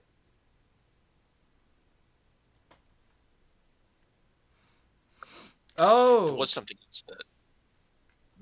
else that I wanted to call out myself. It's a card that... Okay, wait a minute. Before you go forward, Stark pointed out works of art are considered treasure in D&D, like literally. Well, so, I mean, the art that Kalain produces is why he makes treasure tokens. Didn't think about that. Okay. Yeah, that does cool. make a lot more sense. Thank Okay. you. Okay, go, Mike. So I wanted to pick something out because it's a card that calls out a specific dungeon. It has a connection to a specific dungeon. Right. Yeah, I think I saw this one. Go ahead. And this is interesting because it's connected to Tomb of Annihilation. I remember when we were talking about Tomb of Annihilation, we were still like, that's really neat, but man, it still feels kind of rough. But there's something else you can do if you decide to run the Tomb of Annihilation. Acererak the Archlich is a 5/5 for just 2 and a black. Okay, wait. How do you spell that? Acererak. Acererak. It's in black. First card in the black section. Ah, there we go. I knew I'd seen it. I knew it was in black, but I could not remember the name of it. And you like blinked out at the beginning of that, so I was like, Acererak, what? Oh, okay. Okay, sorry. Keep going. But yeah, it's a 5/5 for just 3 mana. 2 and a black. A legendary zombie wizard. It's mythic. When Acererak the Archlich enters the battlefield, if you haven't completed Tomb of Annihilation, return Acererak to its owner's hand and venture into the dungeon. So you only get to keep it on the battlefield if you've completed the tomb.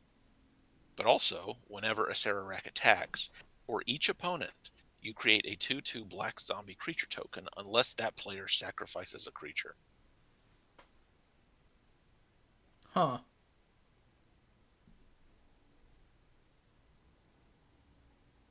That's... Huh. Yeah. So it's a 3-mana 5/5, but they balance that by having the Tomb of Annihilation dungeon completion requirement. So the fact that it's a 3-mana 5/5 doesn't break the game. It's also, if you want, 3 mana to delve into the dungeon. Yeah, to take a step or go to the Yeah. next room. Yeah. Which I guess if you're really hard up, that's not bad. It's not ideal, but it's better than nothing. Yeah.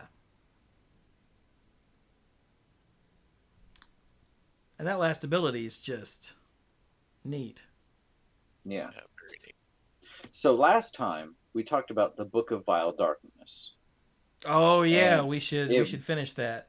Yeah, as a reminder, it referenced the hand of Vecna and the eye of Vecna. Vecna was a lich that made himself a god because, why settle? Um, remember, Ray, if they ask if you want to be a god, you say yes. So the hand and eye are both in artifacts. And remember, when you make the Vecna token with the Book of Vile Darkness, Vecna gets the triggered abilities of the artifacts. Yeah. So So the Book of Vile Darkness is at the beginning of your end step. If you lost 2 or more life this turn, that's key. That will come back in a minute. Create a 2/2 zombie. yes, So that's the triggered ability from the book that Vecna Right. will get. So let's do whatever's next.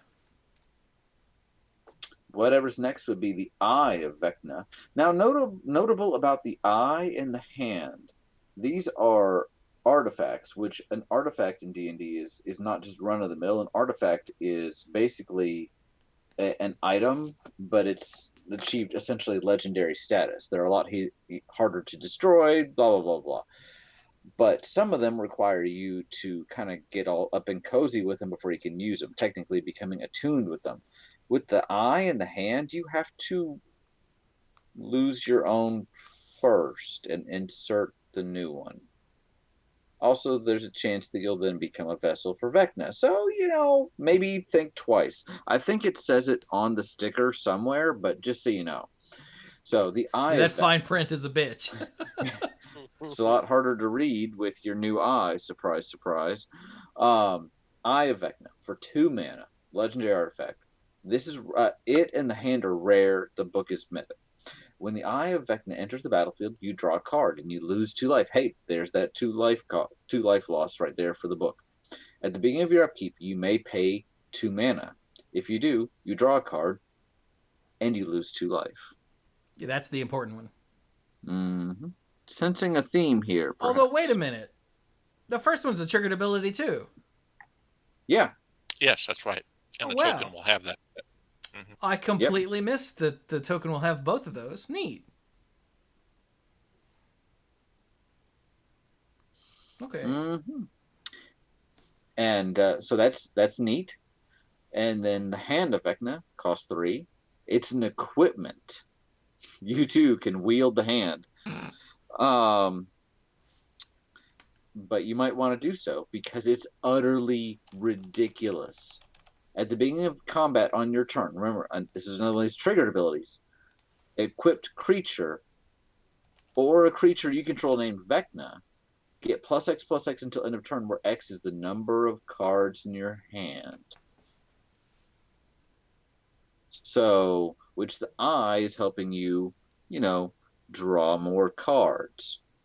It has 2 alternate equip costs. One is 2 mana.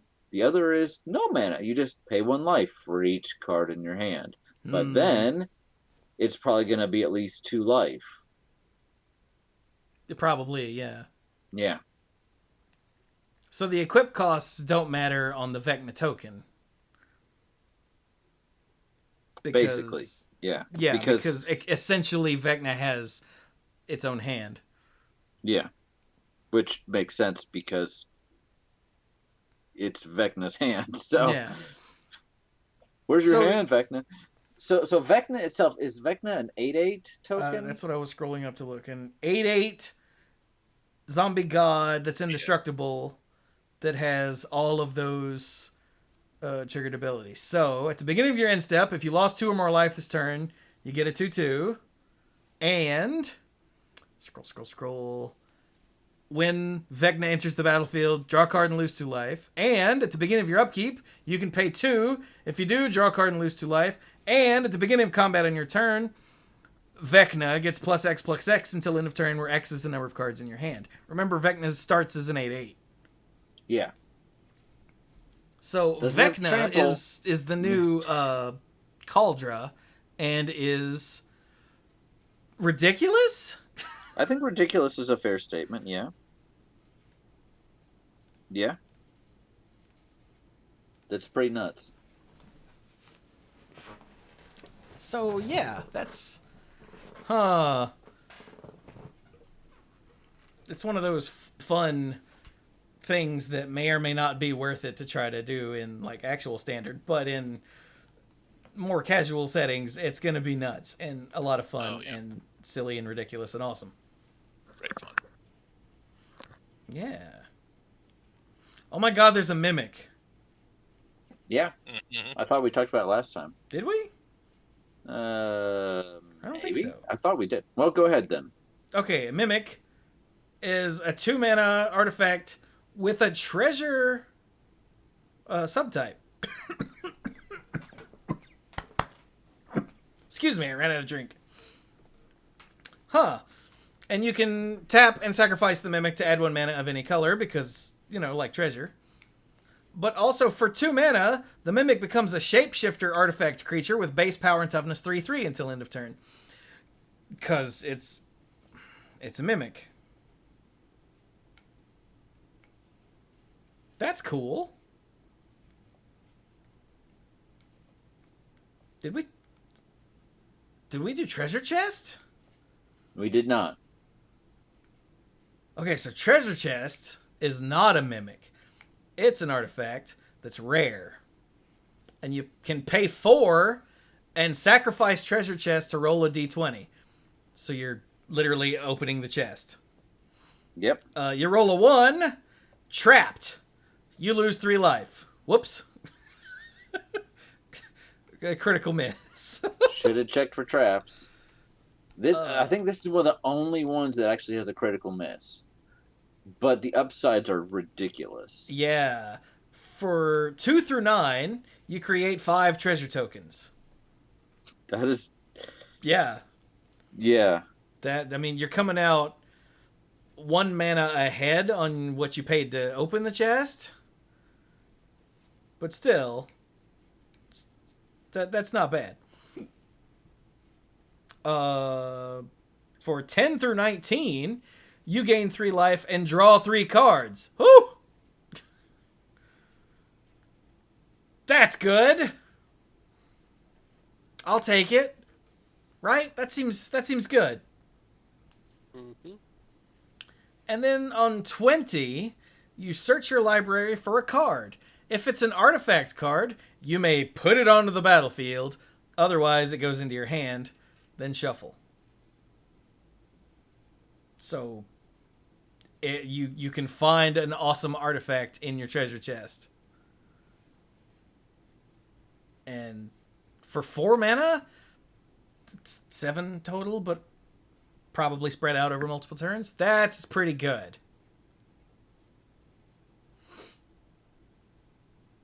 Yeah. Yeah, the question is, how good does each of these feel for a total of 7 mana? 1, obviously bad. Let's just be honest with each other. You Yeah, can't that spend sucks. that. Getting 5 treasure tokens, spending 7 to get 5 treasures. Yeah, that's a lot for a lot. But man, next turn, when you have those 5 treasures sitting in front of you, it's going to be awesome. Feels good, man. Mm-hmm. Gain 3 life and draw 3 cards. That's fair for 7 generic mana. Yeah. Also, feels good. And then, getting to tutor a card and possibly puts something straight onto the battlefield for 7 generic mana. Yeah, that's also good. Yeah. They just had to put it on the critical hit result so that nothing silly happens. Well, so that nothing silly happens constantly. Yes, that's what I meant. So that nothing consistently silly happens. Huh. You know what? Between the treasure chest and the mimic, I feel good about trying to open chests, I think. Seems good. I like the way that the trapped treasure chest does the same amount of damage as a mimic hitting you. I don't know why, that just feels right to me. That's a good point. I wouldn't be surprised if someone raised that during a design review meeting. It's like, hey, shouldn't we make these the same? Nice.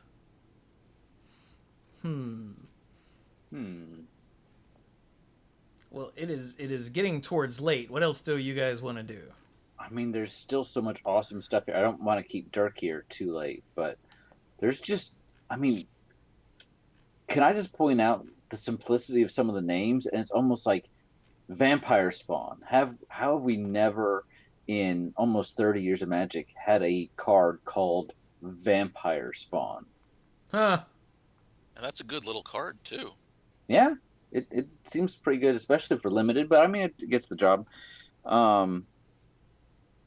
It's what I scrolled away from it. I think It's for a 3. It's a 2/3 for 3 that drains. Well, your opponents each lose 2 life, and then you gain 2. Mm-hmm. Yeah, so it's a good little card. Yeah. Yeah. For a common, that's good. Dirk, is there another card that you see? I know that you're probably tired, but is there another card that you saw that you wanted to talk about? I'm amused by Triumphant Adventurer in gold. I have a feeling that's going to be one of the most annoying cards in limited ever. Like seriously. So for white black, he's a human knight that's rare and is a 1/1 who has Death Touch. As long as it's your turn, Triumphant Adventurer has first strike. Wow. Yeah. And whenever Triumphant Adventurer attacks, venture into the dungeon. Gosh. Yeah. Wow. That Obnoxious. is obnoxious. Calling it now. Because okay, like I missed the word death touch on it the first time I read it, and I was like, that's not so bad. And then I looked at the art, and I was like, that's really funny. And then my eyes went down, and the word death touch magically appeared on the card, and my jaw dropped. I mean, yeah, the art is great. He's like look at me. It's very much the who's the guy from Hearthstone? It's we're gonna be rich. Yes, it is. Yeah, he's Reno without the mustache. Yeah. Does he not have a mustache? He doesn't. He needs a mustache though.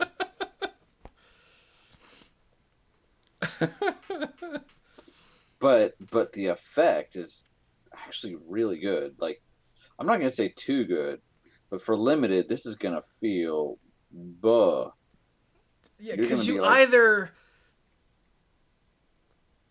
like you have to have a removal spell or something, or else they're just gonna get to ping you for one and freely venture through a dungeon.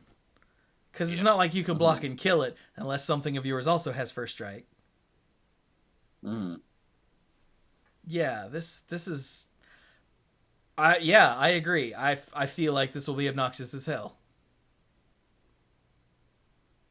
He's so happy though. He's like, loot! And a bard jumps out with a loot and goes, yes, not you.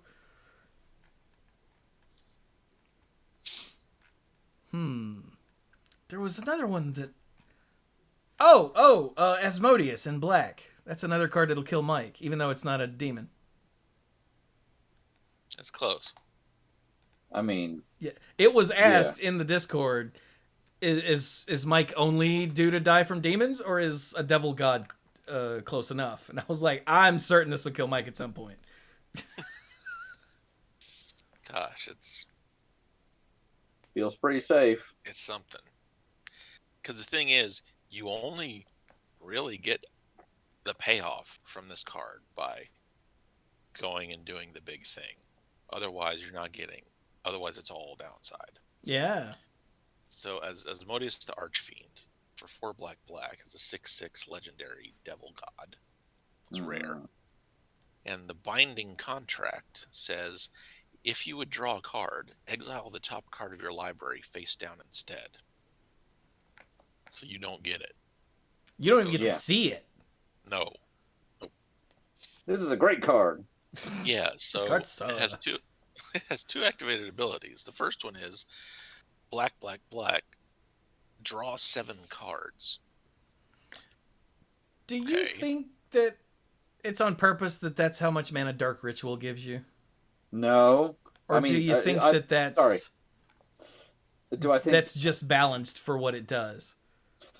I'm sorry. My response was not supposed to be no. Like, I thought you were going to ask if it was coincidence. I'm like, no. That is entirely a purpose. It's probably a signal for Dark Ritual and also just a signal to Necropotence and other similar things. But It's also, when like, they want... because he's Asmodeus the Archfiend and you have a binding contract, a Dark Ritual seems like a thing that happened. Yeah. Yes. Like, flavorfully is what I meant. Do you think there's that's Dark Ritual on purpose? But yeah, the Necro callback is also totally a thing. Mm-hmm. Okay, so if you do this, he's sitting right there, so they're all gonna sit over there in exile.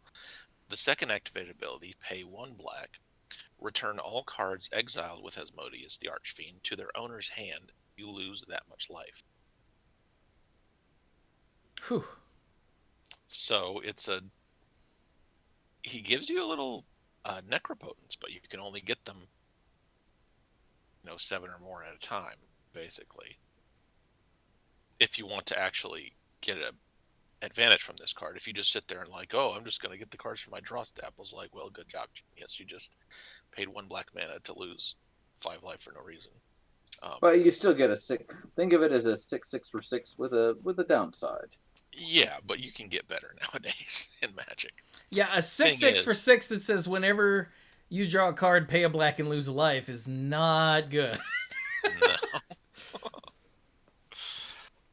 But the thing is, there does happen to be a way out of this. If you have some kind of instant speed sacrifice outlet, you can just up and get 7 cards. If you can get him off of the battlefield after you activate the ability, but before it resolves, you're fine. Yeah, but then you're paying 9 mana plus whatever your sack outlet is to draw 7 cards, which 7 cards is a lot, but damn. Yeah, 9 mana for 7 cards sounds like a pretty decent rate. You just don't see those numbers on normal cards together. Yeah, so you play him on whatever for 6 mana, and then next turn you go to draw your card for the turn, but you don't. It goes face down right there. And then you pay your 3 black to draw 7 cards, but you don't draw 7 cards. They go on the pile with your card for the turn. And then you pay your black to get all 8 of those cards and lose 8 life. Yeah. Which is fine, but if you ever want to reload again, you're going to be losing more. Mm-hmm. Like, give this guy lifelink, and then you know what? Then it's awesome. So you're just asking for Grizzlebrand, basically. Pretty much, yeah. Except Get this mana Grizzlebrand. Grizzlebrand. Except this is a worse Grizzlebrand because it costs mana. See? Which keeps it from being busted. It's legendary. It doesn't have to cost mana. I hate you.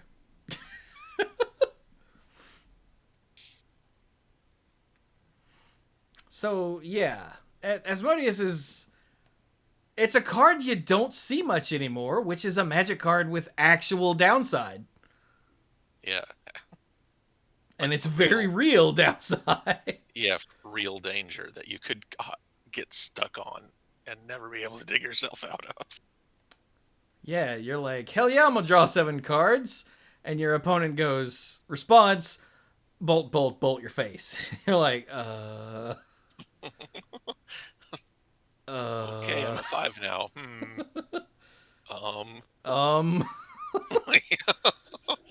Guess I'll, Hope for the best. attack with Asmodeus? Yeah. You want to block and kill it?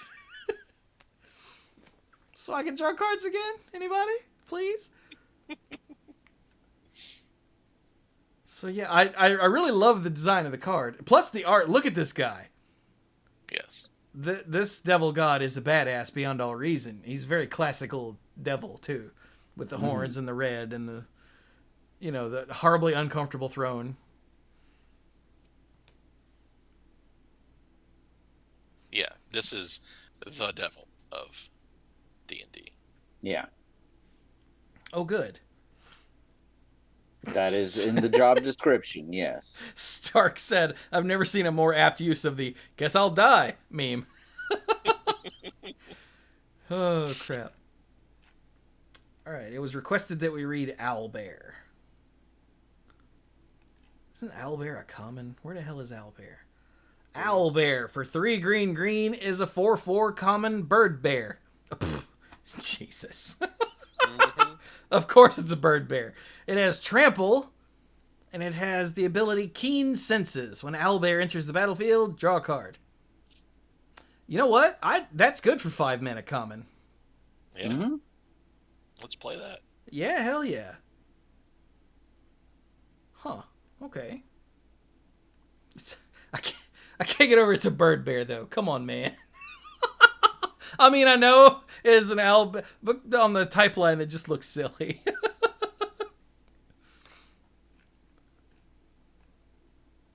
Oh, there was one other somewhere that I was like, oh, we got to talk about that, and now I have no idea what it was.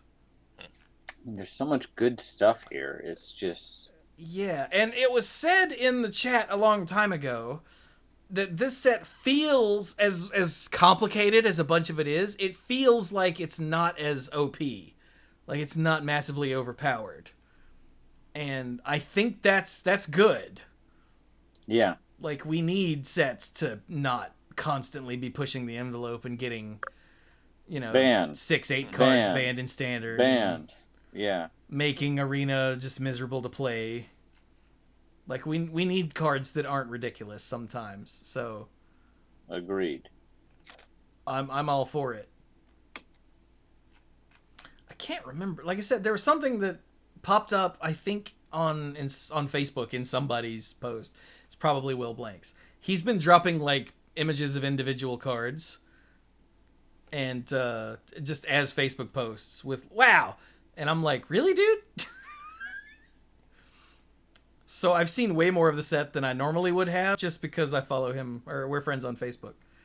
Okay, Al has said twice now, Demi-Lich. What color is the damn Demi-Lich? It's in blue. It's super blue. Blue. Okay, yeah. And it could do something because it can cost 0 and it can recur itself. So. Oh yeah, this one. Okay, what's this do? Yeah, so for blue. I haven't seen a mana cost like that in a very long time. It's a 4/3 skeleton wizard. Skeleton wizard. Yes, it's mythic. The spell costs blue less to cast for each instant and sorcery spell you've cast this turn. Oh. So it can be cheap or free. Whenever Demi-Lich attacks, exile up to 1 target instant or sorcery card from your graveyard, copy it, you may cast the copy. Oh. So, goes around casting spells at people. You may cast Demi-Lich from your graveyard by exiling 4 instant and or sorcery cards from your graveyard in addition to paying its other costs. So, you cast some things. Wait. That just makes this for... Yeah. So you cast some things, and then you play the Demi-Lich for, let's say, 2. Yeah. And then you attack the next... Well, no. Because it has to attack. Mm-hmm. So, okay, you cast a couple things, you play the Demi-Lich for 2. Whatever, you say go. Next turn, you attack with it, and then you exile your instant, and you cast it. Or you copy it and you cast it. Yeah. And then someone kills it, and then you draw some cards with another spell, and then you play the Demi-Lich again by exiling cards, and it costs only 2 because you've now cost 2 spells. Yes. Like, I was trying to make it ridiculous, but you don't need to make it ridiculous with just a discount of 2. It's ridiculous. Yeah. It's pretty impressive. Man. Plus, it's a terrifying flying skull. Although it doesn't have flying. Yeah. So it's a terrifying floating skull. Play this thing alongside the burning, the red one. The Freaking I can see it in my head. flame The skull. flame skull, yeah. Yeah. Yeah. Spilled like the skull deck. Huh. How many skulls There's are in your another deck? skeleton. There's another Yeah. skeleton lord in this set. You can do it. It's Yeah. in black. Oh yeah, Mm-hmm. the death priest of Miracle. Mhm. Oh, it's a tiefling. A tiefling cleric that says skeletons, vampires, and zombies you control get +1/+1. And at the beginning of your end step, if a creature died this turn, you may pay 1. If you do, create a 1/1 black skeleton token. Yes. And it's a 2/2 for 2 black and uncommon. Hell yes, skeleton lord. In blue, I think it was blue. Was it in blue? Yeah, the dragon turtle. Did you guys see the dragon turtle? I love the dragon I turtle. saw it. Trying to remember what it does. For I guess I can just scroll to it. you could. For Dragon 1 turtle. blue, it's a 3/5 dragon turtle. And it's rare, and it has flash. And it has the ability drag below. When dragon turtle enters the battlefield, tap it, and up to 1 target creature an opponent controls. They don't untap during their controller's next untap steps. So the dragon turtle pops out, grabs an enemy minion, and drags it under the sea, where they both stay for a turn. That's Yep. ridiculous. Plus, it's a dragon turtle. I like this. It card. looks kind of terrifying. Yeah. It would be a shame if somebody's boat were capsized in the next season now that Brian found an interesting creature. And for those of you interested in big ass sea creatures, you should watch the Hitman video that went public today on youtube.com/themanapool. Spoiler alert. Because, I mean, just look at the thumbnail. I may or may not have summoned a Kraken. Well, as much as I want to keep going, because I love this stuff, we should probably stop. Because it is now getting towards 11 o'clock. Yeah. Probably a good idea. Just a lot of good stuff here. I don't know if there's enough to necessarily do another episode next week, but just I don't know if maybe we want to between now and then just kind of go through and make a list of we didn't really talk about this, but this is really awesome. That is not a bad idea, actually. I have those every now and then. The good ideas, not the bad ideas. So I have the bad ideas too. So we'll get back to with each other and figure out if we want to do that for next week or do something else in case everyone's getting sick of D&D. But someone did bring up the flavor text on Great Axe. Great Axe is a 1 mana artifact equipment that gives a creature +4/+0 but equips for 5 because it's a big ass axe. If we weren't on this show where swearing is not allowed, I would call it a big F off axe, but I can't call it that. And the flavor text is, if you're so mighty, scaled one, then why are you dead? You're right, I do love that. Actually, it would be a BFG It is because the great axe. a big effing great axe. All right, Dirk wins. But I think it was Killing Floor. We used to do Tuesday Night Murder. Is me and Cap and Haley and Steph and Gothic and Bill. We would play Killing Floor 2. And hopefully once Steph gets her computer all set up again, we will do that again since Gothic is off on Tuesday nights again. But Haley, I think, was playing... Oh god, it's been so long since I played. The Melee class. In Killing Floor, whatever that's called. And the last weapon that she bought was essentially a great axe. And I was like, Haley, what in the hell have you got? She's like, it's a big F-off axe. And she proceeded to walk around lopping the heads off of any zombies that got within axe reach of her. But it was, if you don't know Haley, you should really know Haley, because to know Haley is to love Haley. And she's so, like, sweet and cute and adorable. But then she gets a big F-off axe and gets really violent. And it's an amazing thing to witness. It's like giving Steph a flamethrower. Steph turns into a cackling lunatic when she has a flamethrower, which is why her favorite class is the pyro in or the firebug in Killing Floor. But anyway.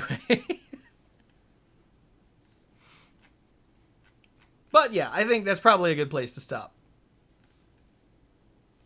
We hit a lot of the cool stuff, but there's even more cool stuff. And none of it seems terribly busted thus far, and that makes me happy. Yeah. Like, I don't play Magic, but I hate hearing people complain that there's a deck that's busted and makes the format unfun. Like, I always hate to hear that in any game. Like, I hate that in Hearthstone. I hate it in Magic. I hate it in card games I don't play, like freaking Legends of Runeterra. I've never played Legends of Runeterra, but if someone's like, yeah, there's this one deck that just makes everything miserable, I'd be like, oh, that's sad. So I'm hoping that this set doesn't contribute to something like that. Yeah, and for any of you that are going to a pre-release, because I guess the pre-releases are next week. I get since the pre-release, I think is tomorrow. Yeah. I think it's tomorrow. Everyone be safe, because they might try to convince you there's not still a global pandemic, but there is. Mm-hmm. And yeah, just be safe. Consider wearing a mask, whether you're vaccinated or not. Well, if you're not vaccinated, don't freaking go. But yeah, because the variants are out there and they're bad. And even if you are vaccinated, you're still, it's still a thing that you can get it and transmit it, even if you don't have any symptoms yourself. Yep. Which is why I still wear a mask whenever I'm dashing. And the number of masks that I see out while I'm dashing is way lower than it probably should be. So, yeah, just please, if nerds are going to get back together, please do be safe, be careful, because we love you and we don't want anything to happen to you or to your loved ones. Okay? Okay. Okay. And as Stark said, just because people tell you it's safe doesn't mean it really is. It's true. Oh, the PPR was yesterday. Oh. Well, wait, when the hell are the pre-releases for this set? I guess that means it would be next week, yeah. Yeah. The I guess. Forgotten Realms pre-release. I thought the pre-release was the week before. I think it is. And nowadays they finish. Pre-release. Yeah, the putting up 16th through the stuff 22nd. before. So yeah, they are next weekend. Okay. Which means I can't give this warning or bit of good advice next week because the episode won't go up until after pre-releases happen. So. Dang it. Okay then. So how about some... Actually, no. Before the final thoughts. All right. For real though, this is your next to last warning because I'm finally going to record a standalone thing. Please, I have forgotten this for like the last 2 months for some reason. Because if I'm not actively saying it, I'm not thinking about it. Do the thing, check your podcatcher or RSS feed, wherever you're subscribed to the show, and make sure it is the Libsyn account. It's...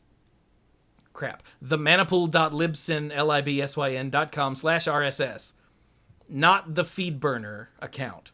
Because the Feedburner account is going to die when I flip the switch to make the full backlog appear on the thing again. So everybody check that. Like I said, I'm going to record another, like an actual standalone thing to put out for anyone who doesn't listen this far in. So everyone knows about a week or so after right now, I'm going to flip that switch. So if you have the wrong RSS feed, you're not going to get the show anymore. And we don't want that. Now, if you don't want to get the show anymore, that's up to you. But I don't want it to be you don't get the show anymore and it wasn't your idea. And then be warned, once that happens, the full backlog of the mana pool will show up in your RSS feed again. So you might want to check to see if it's on auto download, because if so, woohoo, damn. That's be some megabytes right there, yo. A few, yeah. And as always, go to patreon.com/themanap. I'm doing this before the final thoughts. Do it again. Patreon.com/theManaPool to get the odds and ends and the early access and the sponsorship shout out. Hey, sponsorship shout out. That's right here. So thank you to Al, Kim Ho, Scuzzo, John Parker, Jake Jansons, Mike, Mike, Team Uhillas, how are you? Scroll. PJ McMullen, Violet Moon, The Beast Father, Aaron Goodwine, Jason Kaus, Andrew Hunt, Aleph Cat, Cody Buckowing, Casey, Jeff Spencer, Gothic Man, Jason Doan, Mr. Dr. Lewis, Connor Kennedy, Stan, and ALK Alters. Yay. Thank you all so very much. And to all of our lifeguards at every tier. Once I get over this weird self-confidence block that I'm on, I'm going to start on the Marvel thing. It's a serious block now. I don't know what's going on. I don't usually have self-esteem issues or confidence. I just throw stuff out there and be like, all right, if you don't like this, you don't like it, but I like it. But for some reason, the whole big brand new thing has got me stopped cold. And I apologize, because I know I mentioned this like months ago and I still haven't started it. Well, I mean, I've started it, but as far as you can tell, I haven't started it, and it bothers me. But once I get that going and get over this hump, you'll get the early access to the earlier versions of these Marvel videos, so you can help me make them not suck. Be my test audience, or beta testers, or focus group, or whatever you want to call it. So, okay, with that all said, final thoughts, dorks. Tired. Are you alive? Yep, I'm still alive. Okay, just checking. I may have a jury trial next week, so I'm gonna go so I can look over some more stuff that I need to have turned in by tomorrow. So set looks awesome, and hope to see some of these guys soon. So, yay! But Yay. I gotta go. You Night, guys have a Dave. good night. Bye. There. Later. My last thing before I go is I had a dentist appointment this morning, and everything looks good and everything. But I had to get an X-ray, just a 5-year X-ray where they do a panorama of all my teeth and everything. Yeah. Well, the dentist looked at it and was like, "Huh." And That's not a thing you want a dentist to say. what he was as bad as all my teeth look fine, but when he looked at my skull, he's like, "You look like you have sinus. Like there is something up with your sinuses." And so he's like, "I'm gonna send this off to one of my friends who does like sinuses, because he's like, your sinuses like really showed up on this X-ray. Like it wasn't you can kind of see, like, no, like you could see the outline of my sinuses." Dirk's like, thank Quite you for well. noticing. Do what? I said, Dirk's like, thank you for noticing. Yeah. So he's like, "Have you had sinus problems and everything?" I'm like, "Well, usually during the season and everything, I get a little stuffy and everything." But I mean, it was very noticeable on the X-ray.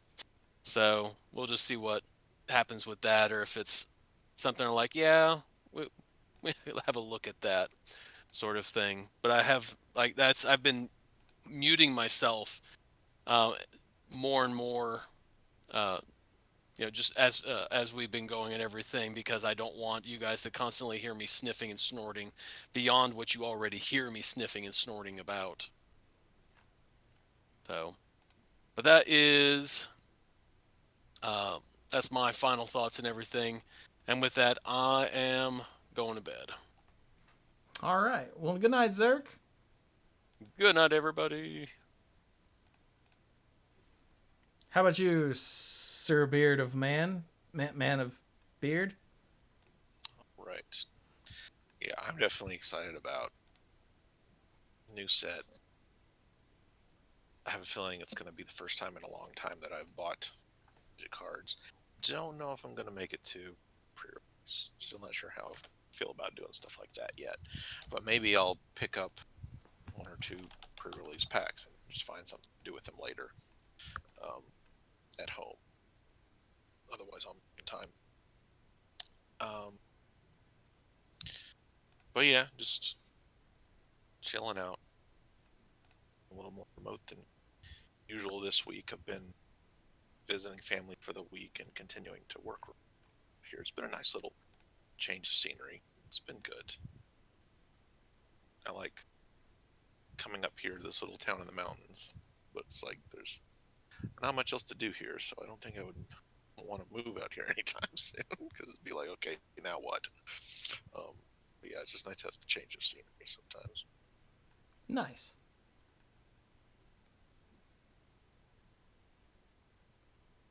All right then. But yeah, that's about it. So as for me, I've been playing Hitman. You remember when I got addicted to Hades? It's like that. It's like that. Something about games that start with an H. I don't know. Now I'm curious. Hang on. Steam. Library. Sort by alphabetical. What other games that start with an H am I going to get hooked on? How about Half-Life? Honey Pop. Gosh. I can't stream Honey Pop though, so because it's actually not allowed. Switch for that. Yeah. Like it's on the list of no. Oh, Hollow Knight. Okay, I can see myself getting hooked on Hollow Knight. Yeah. A Hat in Time. Halo Master Chief Collection. Yeah, okay. It's probably a thing with games that start with an H then. But I've been streaming a lot of Hitman because I freaking love it. And as Bill pointed out, it appeals to my love of murder and my love of puzzle solving. So it's such a good game. The level design and just the mechanics of the game design is it's so good. I love it so much. Like every level thus far, I've only played the first 4 plus the 2 training levels, which don't really count, is just a damn thing of beauty. I've heard that the next level, which is Colorado, is not. Is easily the worst one in Hitman 1, but like that's not saying the worst chocolate sundae I ever had. Like, because chocolate sundaes are amazing, so the worst one I ever had was probably still pretty good. But that might change once I get there. But anyway, so I've been playing a lot of Hitman on stream, and I love it so much. And like I said, the YouTube video that went up is not like a full playthrough or anything. It's just an uncut chunk of time that I accidentally summoned up a sea creature that came out of nowhere.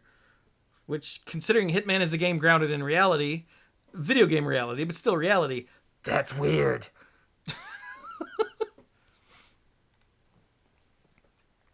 But anyway, that's that's what I've been doing.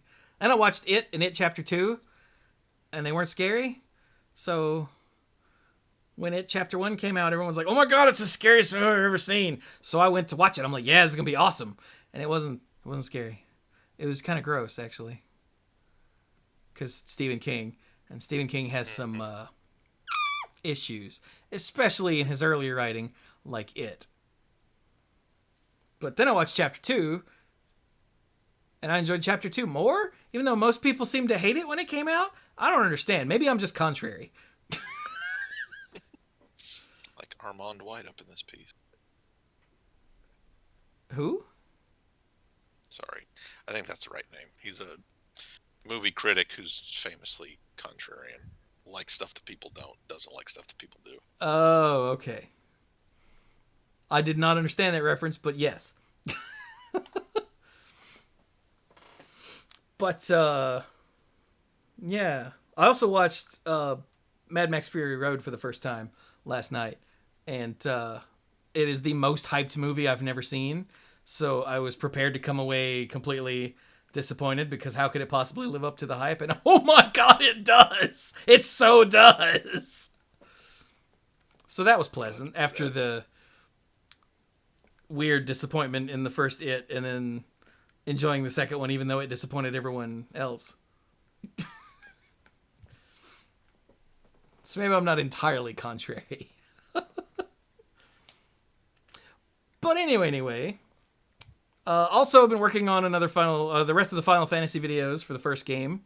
I finished up the next one this morning, actually, or this afternoon. So it'll go public in a couple days, and I'm very excited about that. Hey, Mike, you know anything about the first Final Fantasy? Only the slightest bit. Oh, okay. Well, So if I tell you it took me 51 battles to fight Warmech, that won't mean anything to you, huh? no, I won't understand. Well, for those of you that understand, it took me 51 battles to find Warmech. I know this because I counted today while I was editing. I cut out all but the first and last one, but I still had to count for the counter, and it was 51. It was 51.